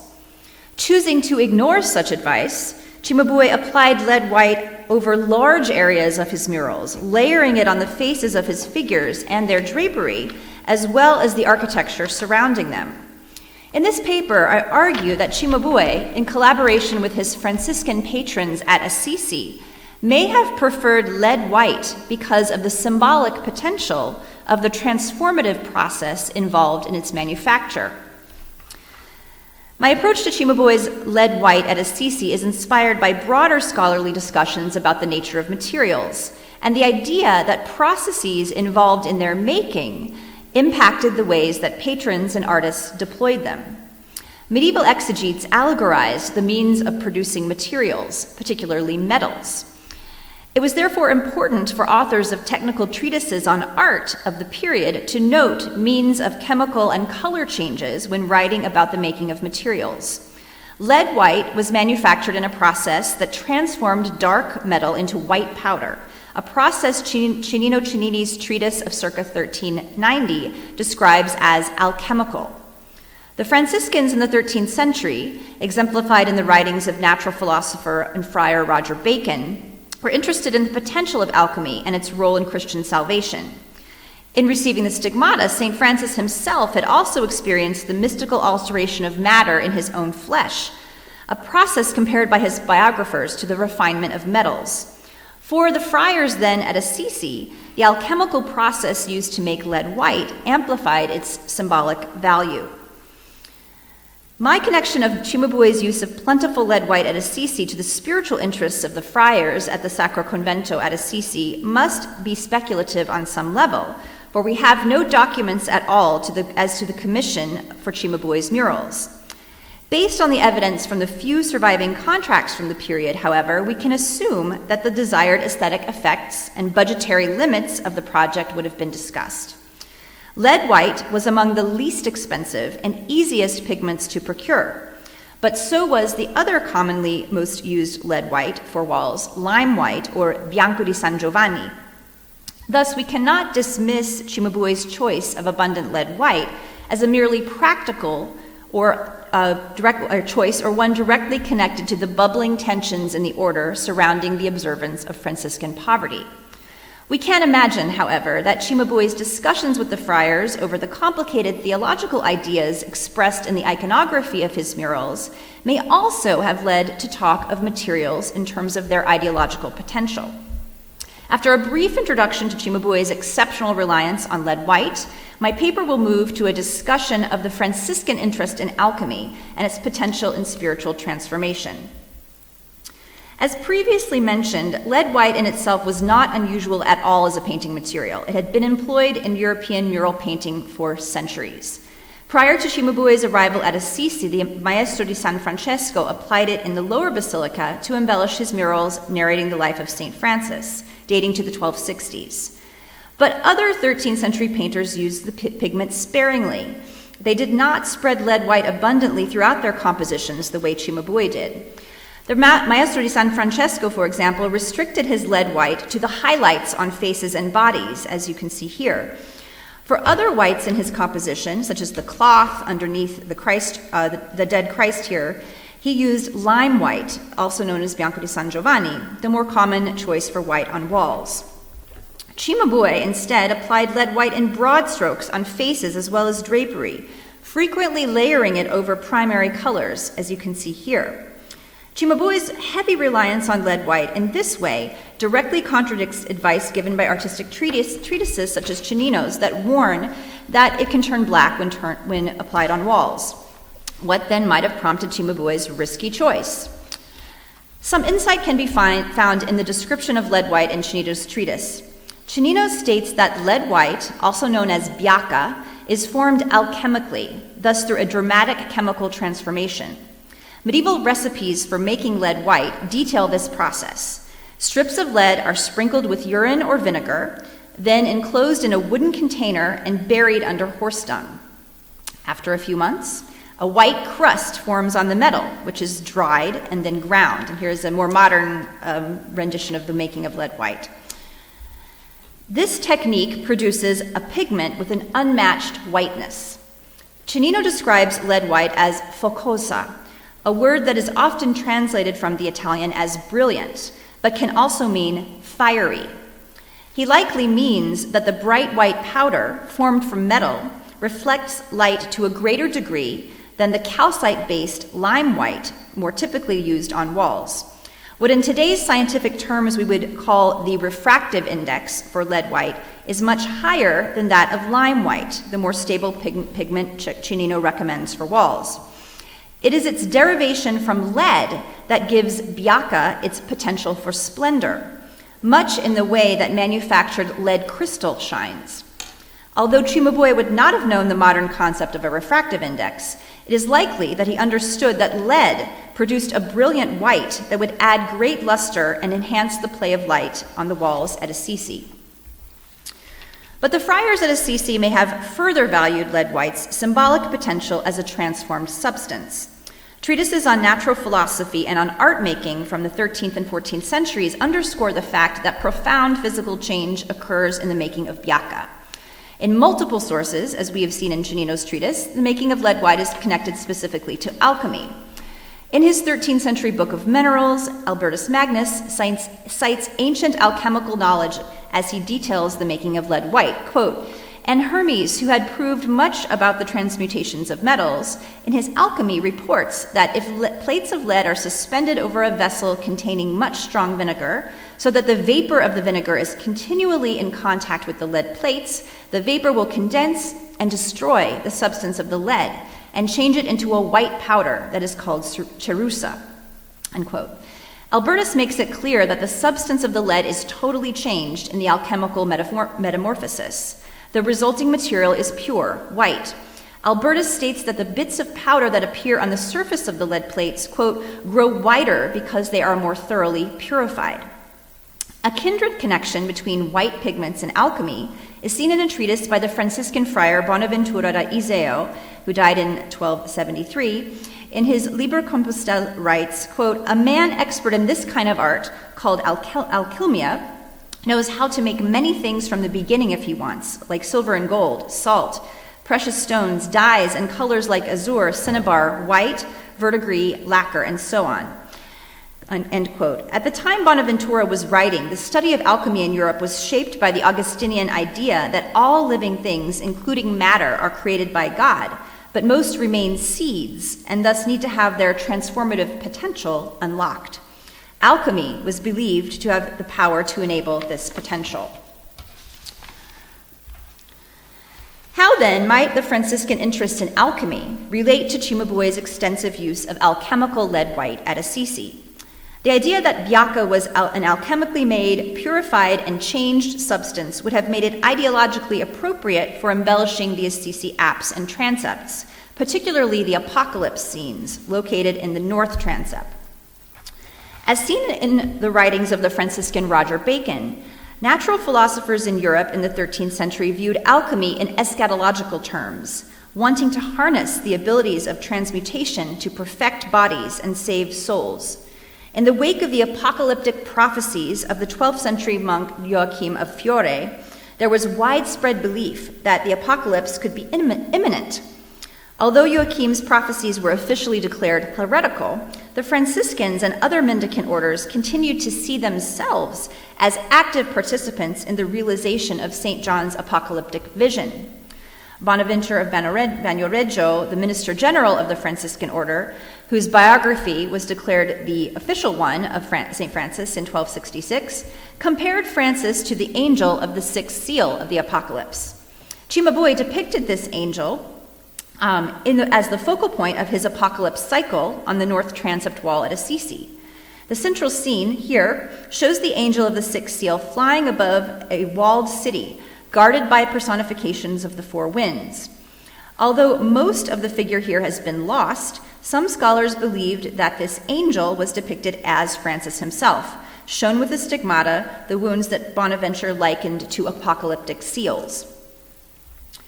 Cimabue further illustrates the immediate relevance of the apocalypse to the Franciscan order in the following scene showing the opening of the sixth seal, in which Franciscan friars kneel below the apocalyptic Christ, witnesses to and participants in his ultimate triumph over evil. Alchemy was also understood as a potential weapon in this apocalyptic spiritual warfare. Roger Bacon, better known for his treatises on optics, was among the most vocal advocates of using alchemy to create tools to be used against Antichrist. Among other things, Roger developed a formula for an ingestible elixir that would prolong human life in the hopes that more souls could be saved before the impending end times. Bacon asserted that rays emanating from celestial bodies were essential to the activation of this elixir. Divine light and energy combined with alchemical knowledge enabled physical and spiritual metamorphosis. With the elixir, Bacon proposed to bring the human body closer to that of the perfect resurrected body, the body of Adam before the fall. The elixir was to transform a human's appearance, as well as his or her moral character and ability to understand God's wisdom. Inward perfection manifested as outward luminosity in this paradisical body. Franciscan theological writings of the period show a kindred interest in this notion of physical purification as a sign of Francis's sanctity. Saintly bodies, even as they remained on earth, were believed to be the same perfected bodies as the resurrected bodies in heaven. Both of Francis's biographers, Thomas of Celano and later Bonaventure, in describing the aftermath of Francis's death, noted how the saint's body radiated this kind of heavenly splendor. Significantly, this purified body was believed to increase in whiteness.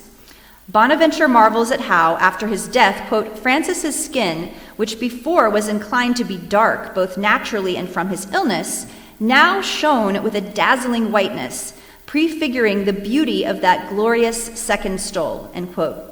Second stole Bonaventure refers to here is the biblical notion of the garment of salvation that will be given to those in heaven. The pallor of the body of Francis in Giotto's Bardi Chapel fresco here, depicting the death of Francis, illuminates this kind of sanctity. Bonaventure also points out the contrast between Francis's white skin and the black nails of his stigmata. Quote, the nails appeared black against his shining skin, so that it is no wonder that the onlookers were amazed and overjoyed at the sight of such varied and miraculous beauty, end quote. At Assisi, Cimabue applied a thick layer of lead white to the hands of Francis, shown kneeling at the foot of the cross here, creating the chromatic contrast that would further underscore Francis's holiness. Francis's sanctity engendered a purifying, transformative physical process akin to that intended in the alchemical production of Bacon's elixir. Seems appropriate, then, for Cimabue to have applied heavy layers of alchemically created lead white to his murals at Assisi. His choice to use lead white on walls, as risky as it was, suggests that he reached towards visual effects with larger exegetical goals, likely in collaboration with his Franciscan patrons. Examining the wider implications for Cimabue's choice of lead white helps us to see him beyond the traditional narrative of stylistic innovation and pre-Renaissance quest for naturalism for which he's known. We can instead see this pivotal period in the history of art as one in where splendor and other worldly effects were equally sought, and materials could evoke spiritual and physical metamorphosis. Thank you.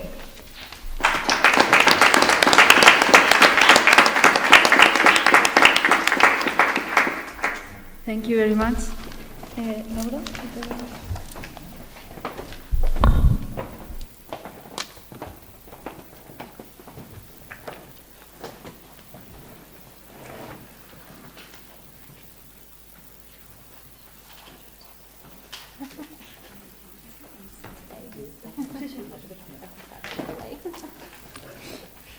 Bueno, antes de nada... ¿Se me oye bien? Ah, vale. Sí. Muchas gracias al comité organizador y a vosotros, asistentes, oyentes.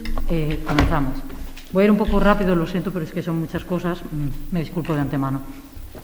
Bien, una estética construida del caos. Vamos a comenzar explicando el color, que es un elemento comunicativo que nos arroja información, ¿verdad? En este caso nos va a servir para arrojar algo de información al estudio que estoy llevando a cabo del tema de mi tesis, el cual lleva por título Cosmos, Orden y Caos en el Arte y Literatura Medievales. Nada, unas pinceladas para ir todos juntos, ¿de acuerdo? Cosmos sería esa visión, ¿vale?, de un mundo creado por Dios, ya está. Orden y caos están aludiendo a unas denominaciones que en ningún momento son sinónimos del bien y el mal. Esas concepciones nos estarían hablando ya de una ideología, de una comprensión, de una concepción del mundo antropológica, que no tiene lugar, no tiene cabida en una cosmovisión, ¿vale?, que ha sido creada por Dios. Bien. Entonces, por lo tanto, nos estamos aproximando a unas ideas, ¿vale?, a unas imágenes visuales, las cuales se oponen para instruir, para servir de orientación al fiel, al individuo. El individuo, el cual es el objeto por el que comienza a cambiar la mentalidad en los siglos XII y XIII. Vamos a ver si me deja cambiar. Ahí. Bien. En los siglos XII y XIII todos sabemos, ¿no?, que hay un cambio de concepción en esta cosmovisión, donde hay una corriente de pensamiento platónico que pasa a ser más aristotélico y, por lo tanto, las estructuras sociales, la misma reconfiguración y consideración del hombre se altera.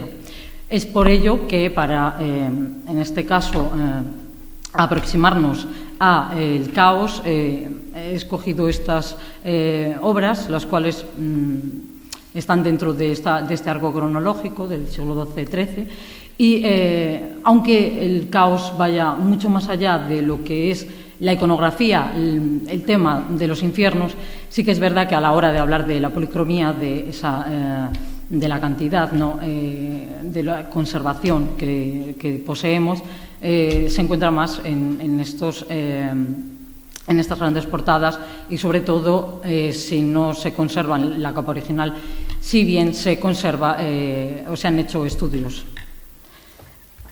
Bien.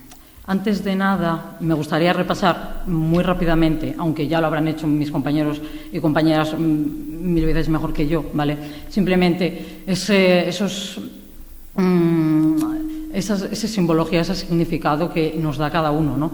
Hablamos del amarillo, ¿no?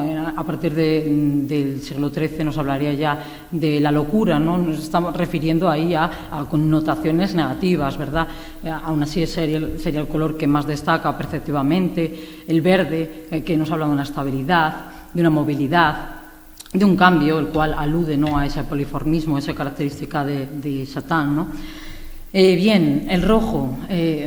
A la hora de aproximarnos al rojo nos está hablando de nuevos valores sociales y con ello también sí que se alude al fuego, pero también nos está hablando de una dimensión de la guerra, de la violencia, de esa sangre, ¿no? Estamos viendo ya, ¿no?, unos planteamientos en los que nos estamos aproximando, ¿vale?, a referentes naturales. Se están haciendo unos discursos donde la percepción y la representación empiezan a ir de la mano, ese naturalismo, ¿verdad? Bien, el azul, mi compañero que me va a proseguir va a hablar mucho mejor de ello, pero reitero, la idea de que cómo ese azul va tomando un cariz diferente al que ha tenido en estos siglos bajomedievales y comienza a ser una representación del dominio sagrado, ¿vale?, del orden, puesto que tiene un nuevo valor para la sociedad. Los colores oscuros, ¿no? Que ya con esa analogía de los elementos naturales nos recuerdan a la suciedad, a lo pantanoso, ¿no? Los abismos. Bien, con el negro y el blanco hago un pequeño paréntesis, puesto que ya en el Génesis se hace esa comparación con la luz y las tinieblas. Pero a la hora de aproximarnos realmente, por ejemplo, a el blanco, en ningún momento en la Edad Media tiene ese matiz, esa simbología que luego, posteriormente, sí se va a desarrollar, que alude al bien, ¿verdad? Sin embargo, en el negro, cuando estamos hablando del negro, estamos hablando de un color que niega, de la nada, de hecho le quita el significado al resto de colores. Bien. Conques, Francia. Problema, cuando nos aproximamos a Conques, cuando hablamos de la capa original, solo a través de los estudios y de esta reconstrucción que hicieron las diferentes instituciones, que por falta de tiempo no menciono, nos encontramos que únicamente se han podido datar, ¿no?, estas policromías. Sin embargo, en el 2012 se lleva a cabo, mediante un proyecto, esta recreación virtual en la que se nos plantea este escenario. Importante, cuando estamos hablando de este tímpano, nos fijamos siempre se ha estudiado en la historiografía artística que hay una contraposición entre bien y mal, porque es a lo que alude el cielo y el infierno, pero, sin embargo, cuando nos aproximamos a la cosmovisión de bajo medieval, nos estamos encontrando que realmente nos está hablando del discurso escatológico, de la salvación del fiel. Nos está diciendo básicamente lo que le va a pasar, si se va con los salvados o con los condenados. Realmente aquí no hay una contraposición entre bien y mal. Cristo, ahí en Pantocrator, está presidiendo todo el tímpano y hay una homogeneidad de los elementos. Bien, en cuanto a la recreación virtual, lo que plantean los expertos, los diferentes profesionales, sería unas tonalidades verdes para esos seres infernales, pero hay que hacer un pequeño paréntesis. Estamos hablando de un tímpano románico, ¿vale? Que al menos se mueve a través de ese tratamiento, de ese lenguaje. Bien, cuando hablamos de estos seres, de estas representaciones, tenemos que verlo con los ojos románicos. Estamos hablando de valores, de verdades espirituales. No nos estamos refiriendo a un naturalismo, una figuración representativa bajo la iconografía, aunque se estudie bajo sus parámetros. Bien, cuando nos enfrentamos a los seres infernales, en ninguno de los momentos se nos está proponiendo que pertenezcan, no tienen un espacio como tal. Sí que es verdad que se va a ir desarrollando a través de la Edad Media, obviamente, pero cuando encontramos una serie de estos seres, lo que propone, por ejemplo, el profesor Portal sería que tienen una cierta relación con de la simbología, ¿no?, de estos colores, una relación por la cual estos seres llegarían a interpelar al hombre mediante los elementos naturales, mediante el plano terrenal, que sería en el que se mueve, ¿vale? Por lo tanto, encontraríamos una asociación entre, por ejemplo, el agua y el verde, el color rojo, el fuego, la tierra, el negro, y se me olvida uno, el azul con el aire. Bien, si bien estos son capas posteriores de la policromía, yo apuntaría que al menos la tonalidad se ha ido repintando o ha ido más o menos respetando ciertos colores, y no sería tan unificado, ¿no?, ya estos espacios infernales. Bien,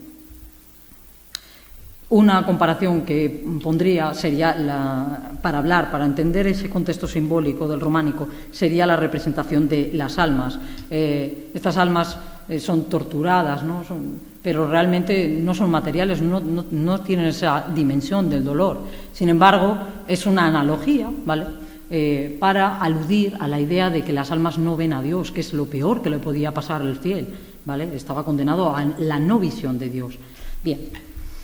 El profesor Portal también propone una regla de oposiciones entre el mismo significado de los mismos colores, que uno tendría una connotación positiva y otra negativa.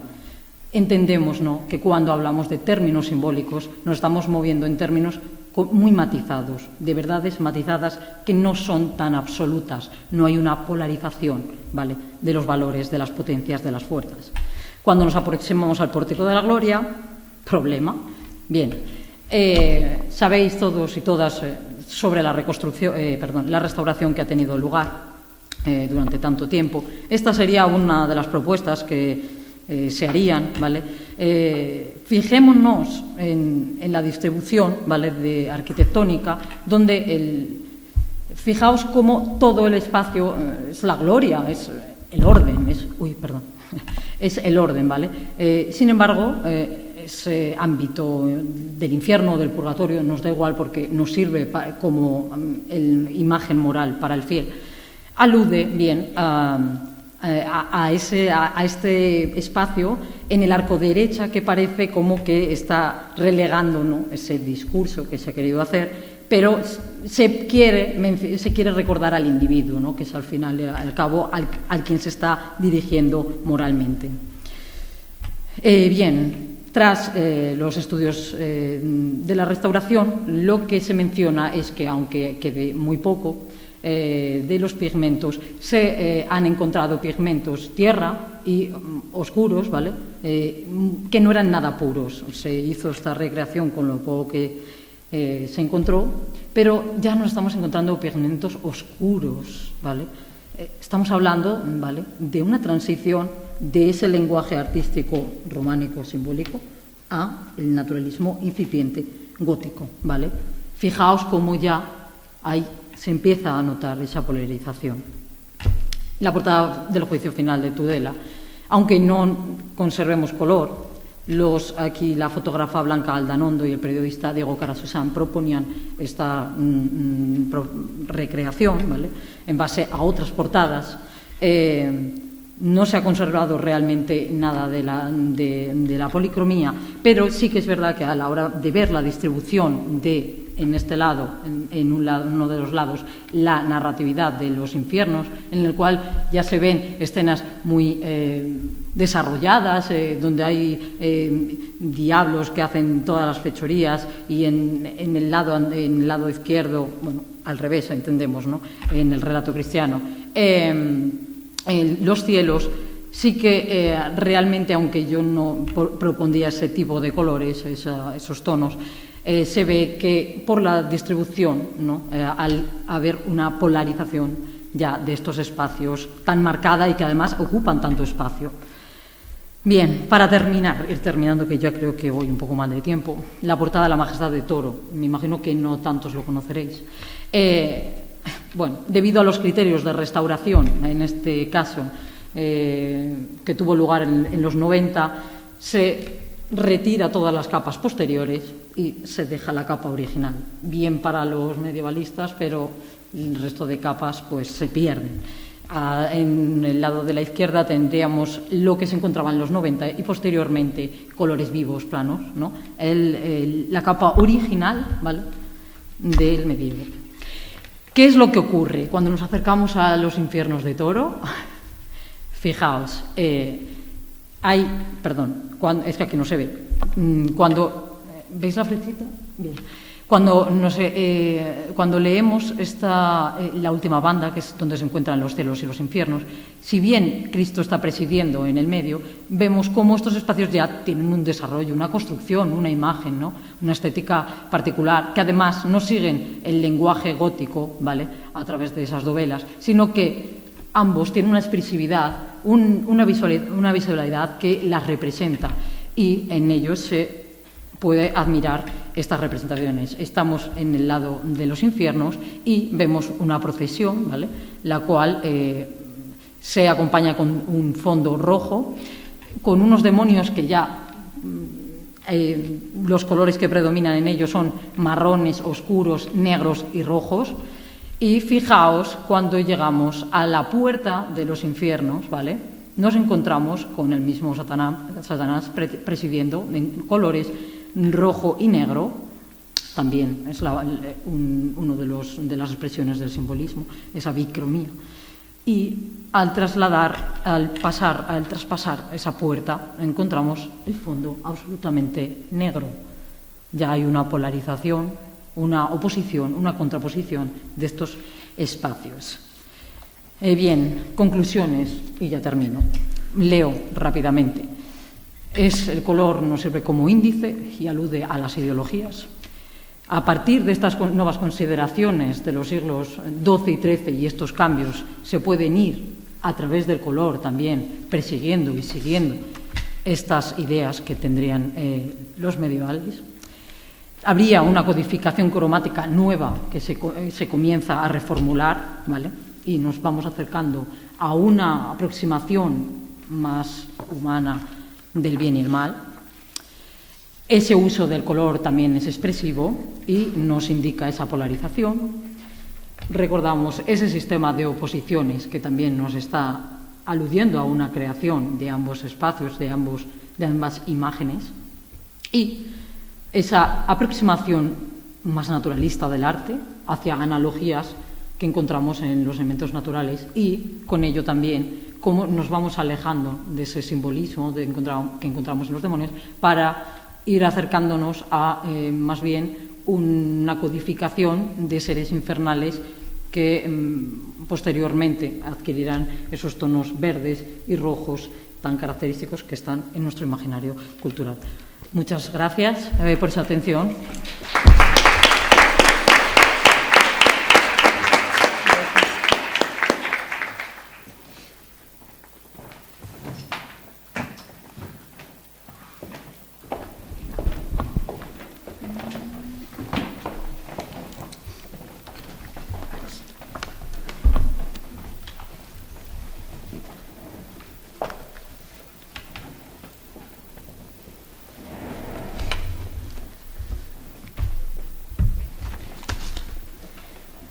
We are going to listen now to Timothy Hunter from the Magdalen College of Oxford with the communication clerical and chivalric attitudes to colors from the 12th to the 14th centuries, codification, proliferation and symbolism. Thank you very much for that. I realise I've probably bitten off slightly more than I can chew in this short presentation, so I'm going to confine myself to some aspects of clerical and chivalric attitudes to colour. And what we need to do at the very beginning is to make a distinction between in terms of clerical attitudes to colour, between the so-called regular clergy, that is, people who were in an order, in a religious, institution such as a monastery or a nunnery, or among, such as monks and nuns and friars, and the secular clergy. So we're talking about their priests, deacons, bishops, and so on and so forth. And I'm showing you here three images from different periods that show that distinction. On the left-hand side, you see a group of Dominican friars with their distinctive white and black clothes, the white robe, and over the top of that they wear this black cape and hood. And the artist, in this case the master of the Dominican effigies, has given them all these red books to offset this very austere colour combination. On the right-hand side we have Cistercian monks, and Cistercians wore white clothes, and here the artist, this is a Cistercian gradual illuminated manuscript, and the artist has in fact left the actual white robes unadorned. I mean, he hasn't even painted them in white, and in fact that's quite accurate because Cistercians wore undyed clothes, probably slightly greyer than actual white. And in the middle we have one of Taddeo Gaddi's Santa Croce sacristy panels, and you see there St. Francis before the Pope. In this case it's Pope Innocent III, and we're going to come back to him in a little bit. And obviously in Holly's talk we saw some rather fantastic images of Franciscan friars, and they wear their distinctive brown, greyish-brown clothes. In fact, the order of St. Francis didn't actually stipulate what colour the robe should be, just that they should be humble. But it became, and no doubt early Franciscans were given clothes out of charity, but the brown colour tended to stick, and so we normally see Franciscans depicted in brown. And the contrast here is particularly striking because the Pope and his two cardinals sitting either side of the Pope are rather resplendent. In the Pope in his red robes, and the two cardinals, one in blue, deep blue, the other in white, with their red cardinals' hats. You see here a very visual distinction between the very austere, sombre colours of the regular clergy compared to the rather extravagant clothing that we see among the secular clergy, certainly the higher-ranking secular clergy. And you see something of this here again in a depiction of the consecration of Cluny in 1095. This is when Cluny was rebuilt.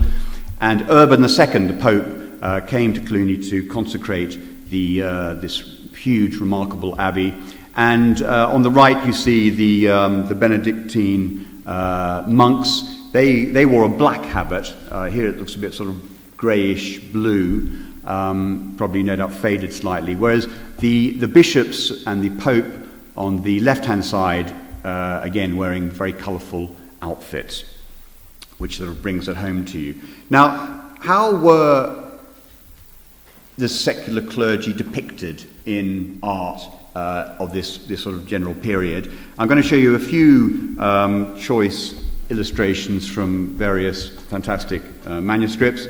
On the left here we have the Benedictional St. Ethelwald, one of the great Anglo-Saxon manuscripts, and inside the arch we have St. Swithin, who is an early bishop of Winchester. And St. Swithin is depicted wearing a very rich, almost regal outfit. He's got gold robes decorated in gold leaf, which was used by the artists who worked on this manuscript. Great liberal use of gold leaf and throughout the whole manuscript. And above that he's wearing a chasuble of blue with sort of highlighted in white, and his pallium is also in gold. So extremely rich clothing. On the right-hand side we have a very typical Romanesque image of, this is of Pope Gregory, St. Gregory the Great. It's from a French mid-12th century manuscript of Gregory the Great's letters.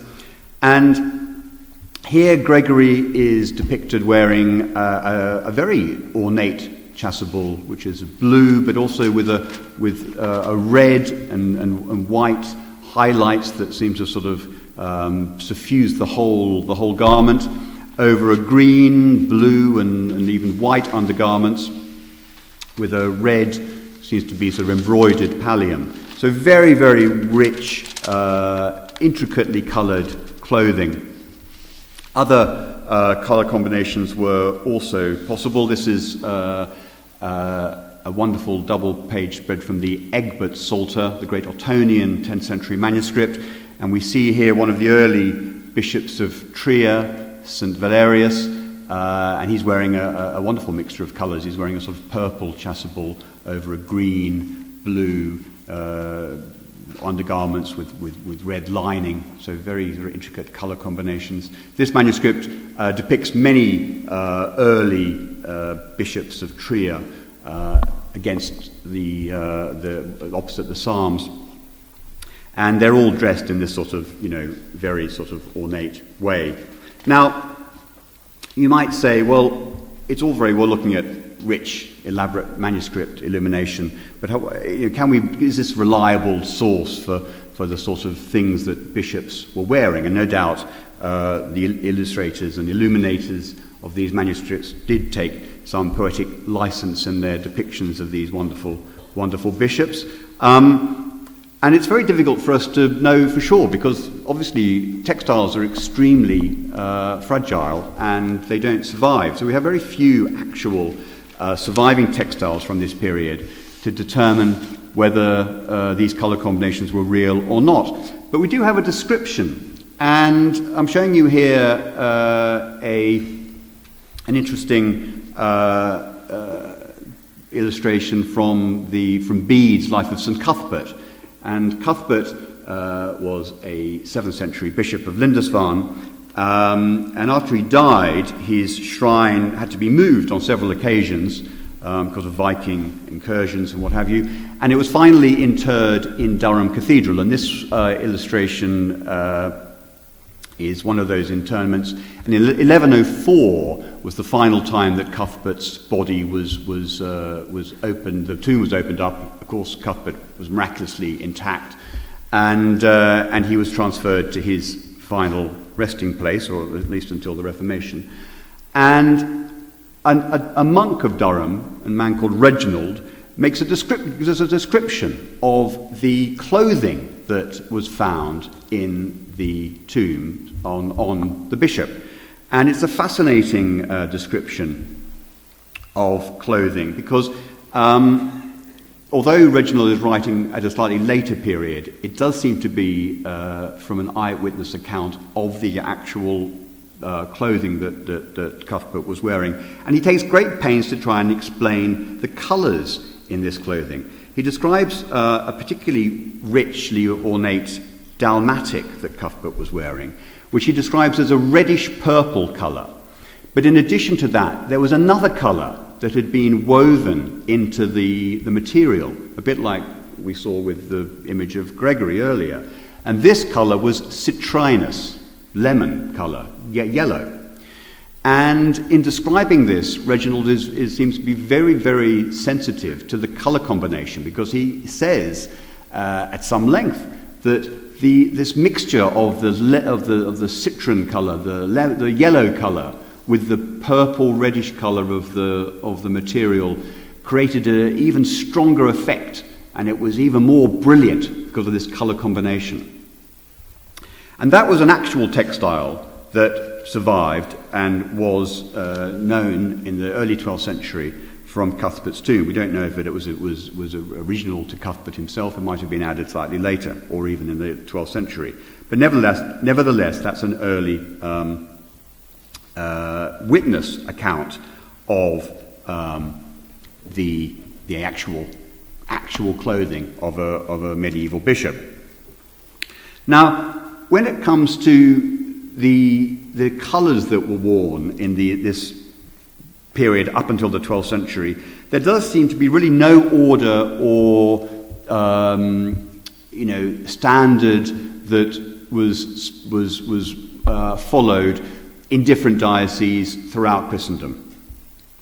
The Bible was of little use when it came to actually stipulating which colours priests should wear. There was a passage in Exodus when God gives Moses some quite detailed accounts of how the tabernacle should be decorated and what the priests should wear, starting with Moses' brother Aaron. And the colours that are mentioned there in the Bible, in the Vulgate version, are hyacintho, which is sometimes translated as blue, but could also, I guess, be violet, purpura, which normally is translated as purple, cocoa, which is red or crimson, and then the other colour that is generally assumed to be used was white, and that comes from the bisurritota, the twisted linen. So the Levitical colours, as they're sometimes known, were four. They were hyacintho, purpura, cocoa, and a type of white. And indeed, some writers, such as Bede, did recommend that if these colours were good enough for God telling Moses how it should be in Exodus, then those are the colours that the Christian church should follow. But there was never really a agreement on this, and it seems that individual bishops in dioceses throughout Europe went their own way and used whatever colours they wanted. Now, it wasn't until the late 12th century that Innocent III, or as he was then, Cardinal Lothar of D'Assegny, tried to bring some order to this riot of colour among the secular clergy. When he wrote his famous treatise that I know that Angel had spoken about earlier this morning, De Alturis Mysterio, and he lists 4 colours, like the Levitical colours, but he lists slightly different colours. So we have albus, white, which is used for Easter, very Christ-centric festivals. Nativity, obviously, Ascension, All Saints' Day, etc. White was a fairly uncontroversial colour in the liturgy. Rubeus was another colour that he gave sanction to. This is obviously red, and red for innocent represented the blood spilt by Christ and for Christ, for the martyrs. So red was appropriate for apostles and for martyrs, and also for Pentecost. Nigris, black, was also another uncontroversial colour that he recommended, and black was used for penitence and fasting. So Lent would have been, we're in Lent now, of course. If I was addressing a council of medieval bishops, I'd expect you to be wearing black today. Instead, I see various combinations of blue, red, and yellow, which is rather pleasant to see. So black was a very uncontroversial colour. Green, though, viridis, was the unusual addition to Innocent's, or to Lothar's combination of 4 colours. Why he included green? Well, he doesn't stipulate it. It's not particularly a biblical colour, although he does quote from the Song of Songs on this issue. But he says that green is the median colour, colour medius est, between the 3 other colours that he was talking about. Now, where he gets this idea from is a good question. It may have been, he may be borrowing from classical ideas of colour theory, but it's hard to know exactly the authority that he's using. Now, in the short time that remains, I'm going to say something a little bit about chivalric colour, because we see a similar kind of ordering that takes place in the late 12th, early 13th century that came about with liturgical colours. And I was wondering, what sort of classical colour theory Lothar was looking at, but maybe he was looking at Romance as well, because there's a famous passage in Cleges, the Romance of Chrétien de Troyes, where Cleges adopts 4 different colours in a tournament, and the colours he adopts are exactly the liturgical colours of black, green, red, and white, and he uses them in that order. And although, Cleges was written in the 1170s, slightly earlier than Lothar's treatise, which was from the 1190s, but there is a sort of crossover with clerical and chivalric attitudes to colour. And I'm going to finish with the great ordering system of colour in chivalric context, which of course is heraldry. And this also takes place during the 12th century. By the end of the 12th and beginning of the 13th century, we have, what we would now recognize as sort of the beginnings of classic blazon in the types of color combinations that were permitted within coats of arms. And of course, the colors were limited, again, just like they were in liturgical colors, although again, slightly different colors.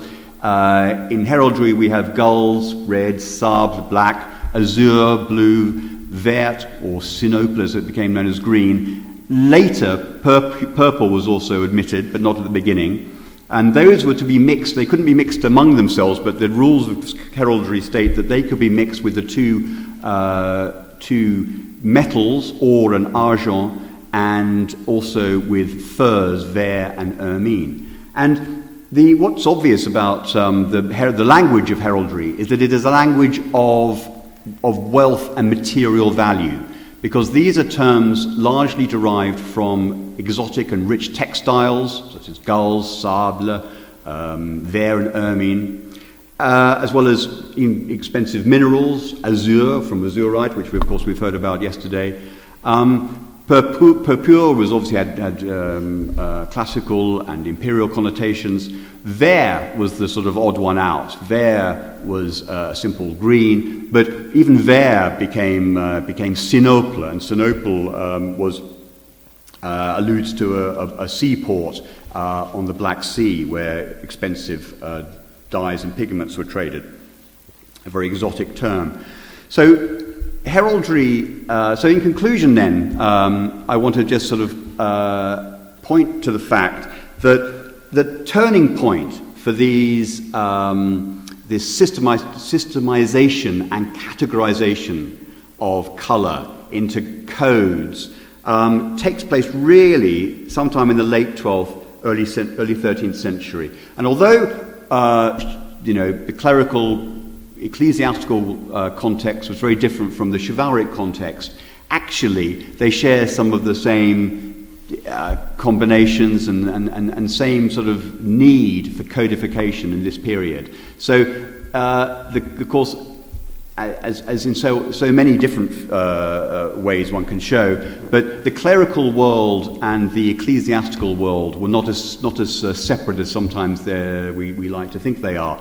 They're much more interrelated. And on that note, I'm going to stop. And thank you very much for listening.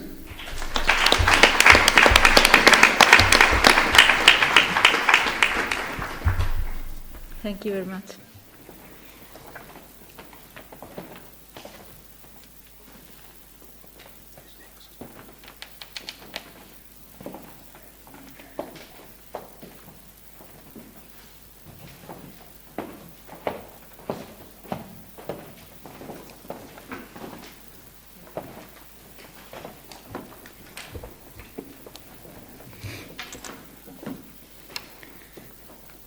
To finish, we are going to listen to Zoriana Lotu, who is an independent researcher with the communication Seeing and Understanding Medieval Blue.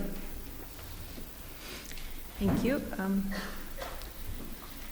So we'll speak about Middle English color terms for blue, and this will be illustrated by examples from Canterbury Tales by Geoffrey Chaucer. I started analyzing blue color terms in this text by calculating the color words and creating this chart. And on the first side, it looks like the general prologue and entire text of the Canterbury Tales shows a clear tendency towards the predominance of red, white, and black. However, at a closer look, we can notice that things are not as simple as that. So, for the blue color terms in the Canterbury Tales, we can single out the following synonyms or color terms. Blue, this is just one of the spelling versions of that word. Azure, hearse, vachet, and sapphire. And you can also see the proportion of the above-mentioned color terms for blue. The following is the list of the 4 descriptions of blue-colored garments of the 4 different characters in the Canterbury Tales. Purse is often referred to blue wool, dyed with woad, so it's not silk and not indigo. It was one of the most highly esteemed blue clothes. The color term purse is dubious on various levels. The origin of this word was not agreed upon until today. Vachet textiles were found in wardrobes of both nobility and monarchs. From this, we can conclude that this color term describes the expensive colored fabric. Of course, the value depended on the type of textile, whether it was silk or wool. However, generally, the elite interest in blue is the choice of a very dark and intense blue. The more saturated the fabric, the better and the more valuable it was.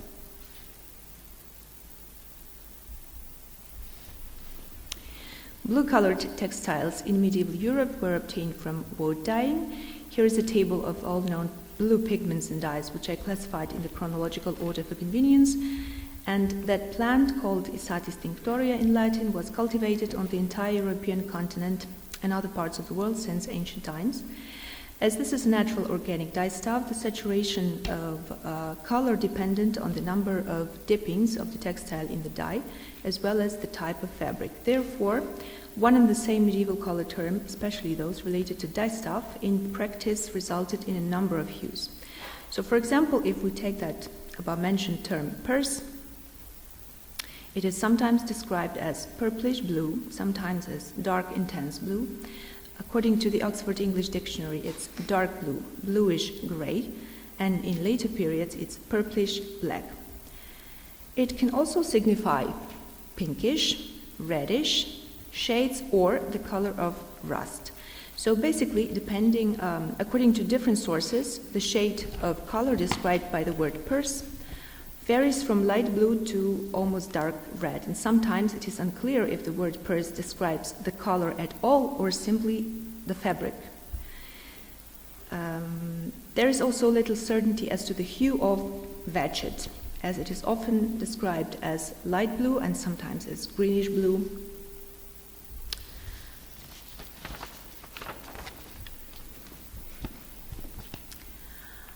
Similarly, we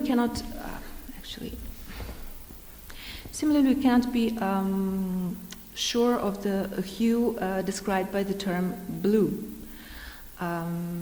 This term is used in descriptions of all sorts of blue-colored objects like flowers, pigments, dyes, animal fabrics, skin or complexion affected by a blow or severe cold. And the term was occasionally used to describe paleness and discoloration, in which case the best translation would be livid. Apart from the huge amount of spelling versions, there is also confusion and uncertainty concerning the etymology of the term blue. We don't know if it's from Latin blavus, or is it from Indo-European blevo, the Germanic blevas, Old French blau or bleu, or is it from Old Norse blar, meaning livid?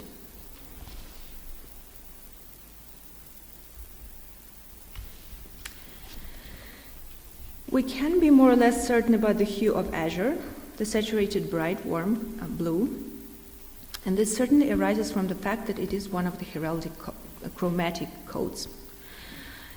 So, on one occasion, Chaucer used azure in the description of the wedding gift of a woman that showed a lot of nobility in her behavior. On another occasion, it was used in the colorful description of the chanticleer, the rooster, in the nun's priest's tale. It was suggested by some researchers that chanticleer's colors allude to the heraldic codes of Henry Bolingbroke, the Duke of Hereford, which you can see that coat of arms. This seems like a reasonable conclusion, as in the Chaucer's literary works, the word azure is always followed by the word gold, always accompanied by this word gold, which is a typical heraldic color opponency of azure.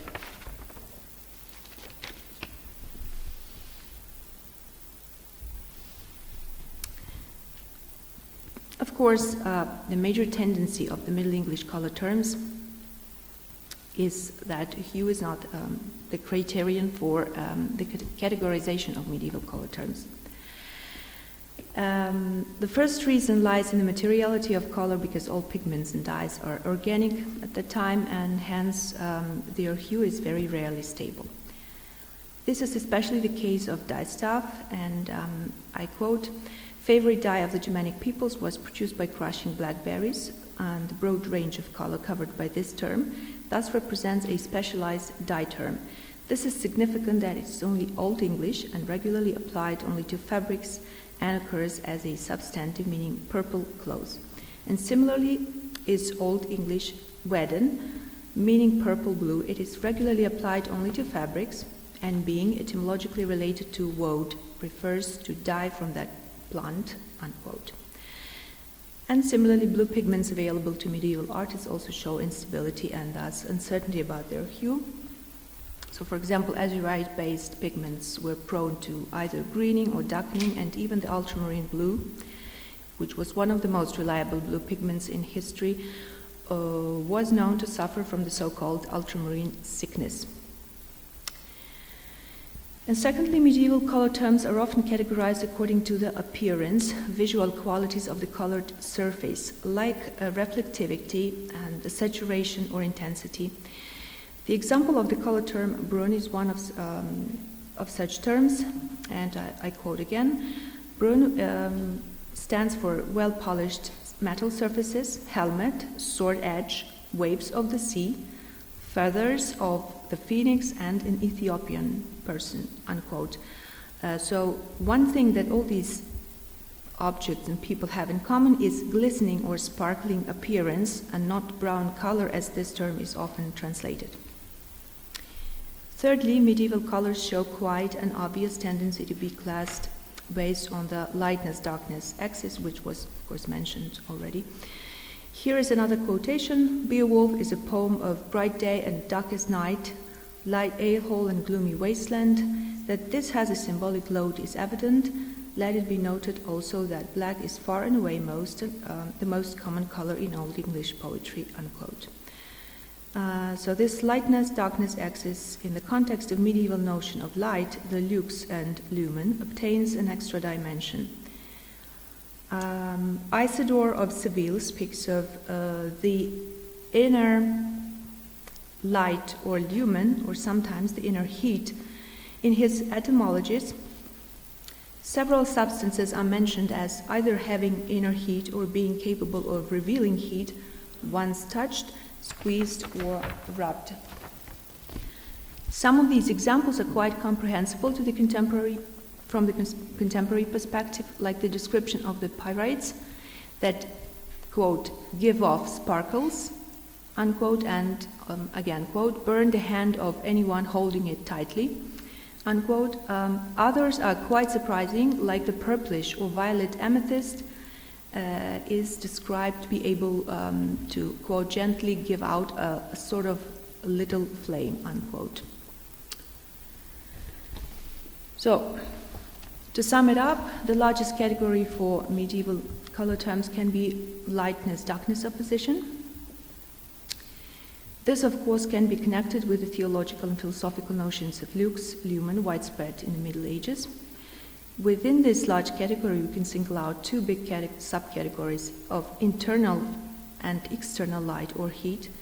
So according to Umberto Eco, medieval chromatic tastes were characterized by immediacy and simplicity, and attempts were made to obtain the maximum intensity of color with that of light that passes through and floods it.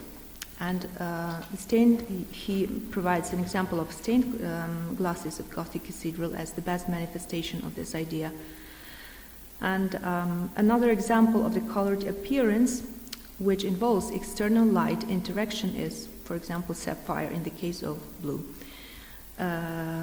which both reflects light and lets it through due to its semi-transparency. Finally, the internal light. Probably the best example is saturation, in which case the intensity of the dyed fabric can be a good example. Several surveys conducted in the recent decades show that blue color is either the color of preference in the Occident or is among the favorite colors. However, of course, it is not mentioned if it is dark or light blue, or if the preferred blue is the blue of the summer sky or that of the uniform. And similarly, many of the contemporary sources about color are classified based on hue. Just as my initial idea of color statistics in the Middle English literary texts, which I was following this view of colors as hues. So while today color is hue, in the previous historic periods it was, I quote, learner, complex sensation, and color words were appearance words. On the other hand, while hue color terms are often connected with prismatic colors, thus with the Newton's theory, they actually started to appear as early as late Middle Ages. The color term blue has many features of a hue term. in his usage, we can notice that there is no connection to dye stuff, even though clothes can be described blue in Middle English, as you could see in the quotations. And there is no connection to either light, internal, external, no reference to reflectivity of a certain surface or its saturation. Thank you.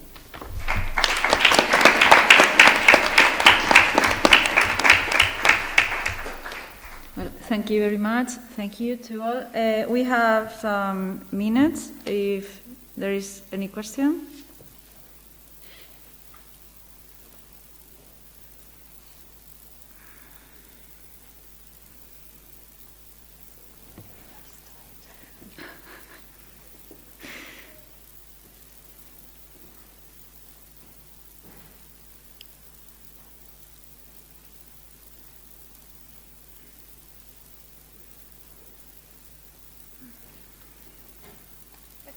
I would like to make a little comment. Oh, yes, okay. Because we started yesterday, we started with a very interesting question about whether some color terms were universal in the medieval Europe. So I'd like to ask Professor Petzold, what do you think about chromatic codes of heraldry? Because they were known, I suppose, in the entire medieval Europe. They had a very, they had a system of color words which corresponded to a specific color hue. Were they, can we say that they were universal, more or less, in medieval Europe? Right. I think we need to refer to some of the work of Bernard and Kay, the idea of basic colour terms. We need to distinguish between basic colour terms and colour terms which have concrete reference. You got okay? And in terms of blue, because Michel Castro talks about this book, is quite controversial, so it's pretty cool. It's not really until the 12th century that we think that we get the emergence of a what's like in terms of the basic colour term for blue, which is first noted in Walczak and blood. That's an abstract colour term, as opposed to a colour term, a bluish colour term. And I think there is a distinction. So in the earlier period, we do get terms that refer to bluish colour, but not the idea of abstract blue colour. Okay? And I think from what I'm reading in more linguistic theory of James Burnham, their work is very important, that from what I see that chapter is look like the example of this colour, there's a very good chapter on linguistics and language, and what one of the because as we go to the later Middle Ages, you become much more important. Certainly in the light section, in the early Middle Ages, the light darkness particularly is much more important. Right? So really, when we're looking at colour, we're looking at we can't just think of Middle Ages as a big, massive, homogeneous block. We're looking at developments within language. And a crucial point, a crucial role is played by the emergence of vernacular languages as opposed to Latin and Greek. But even within medieval Latin, on seeing there is development. Okay? But it's a very difficult, particularly in the context of the blue, it is I think very, very difficult. But even it tends to be criticized, I think, rather justifiably, but he's being more cautious. He wouldn't have been criticized to that degree. But I think he's roughly correct in the the blue revolution, which emerges, he says very much in the present, but I think more in the 12th century. I think the other slight problem I have is that his work has a very much a Francophile orientation. And it would be interesting to, for example, to look at blue in the context of Spanish art, particularly the artist manuscripts, and also, for example, in something like the work of the German, the Holy Roman Empire. So I don't know. That's my views anyway. Okay, thank you.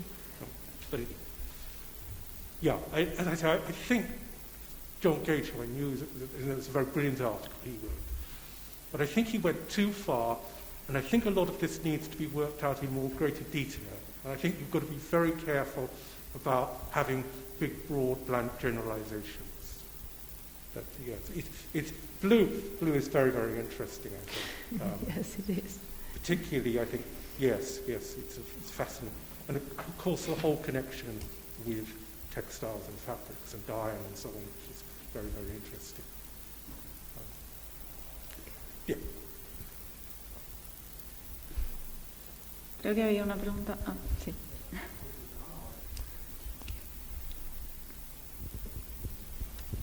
Perfect.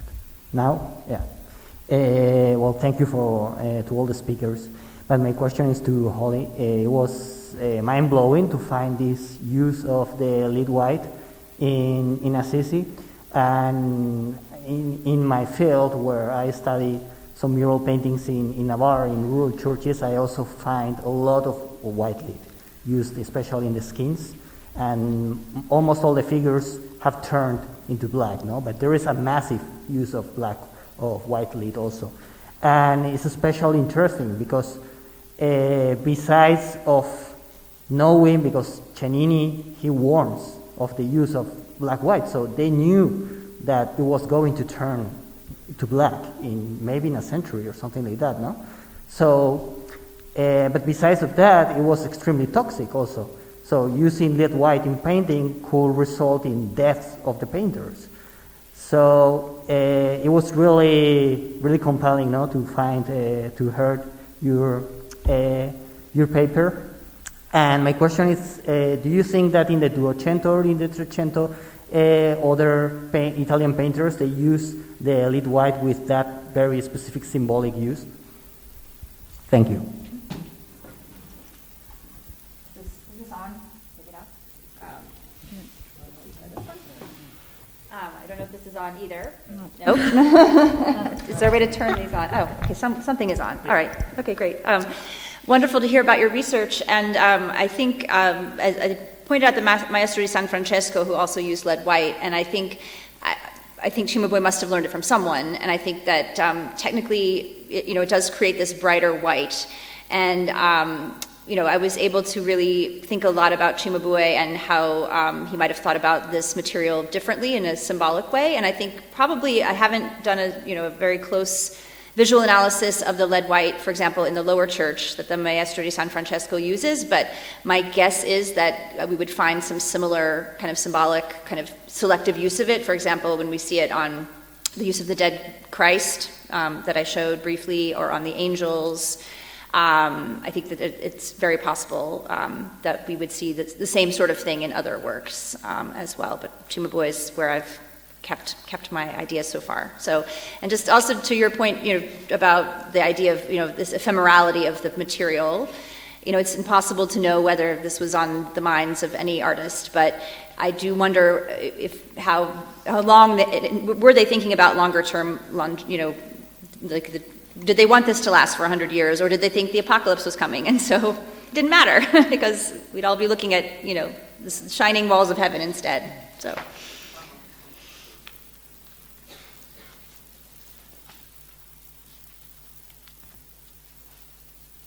¿Alguna pregunta más? Vale, pues entonces vamos ahora al descanso y volvemos a las 6:30. Gracias.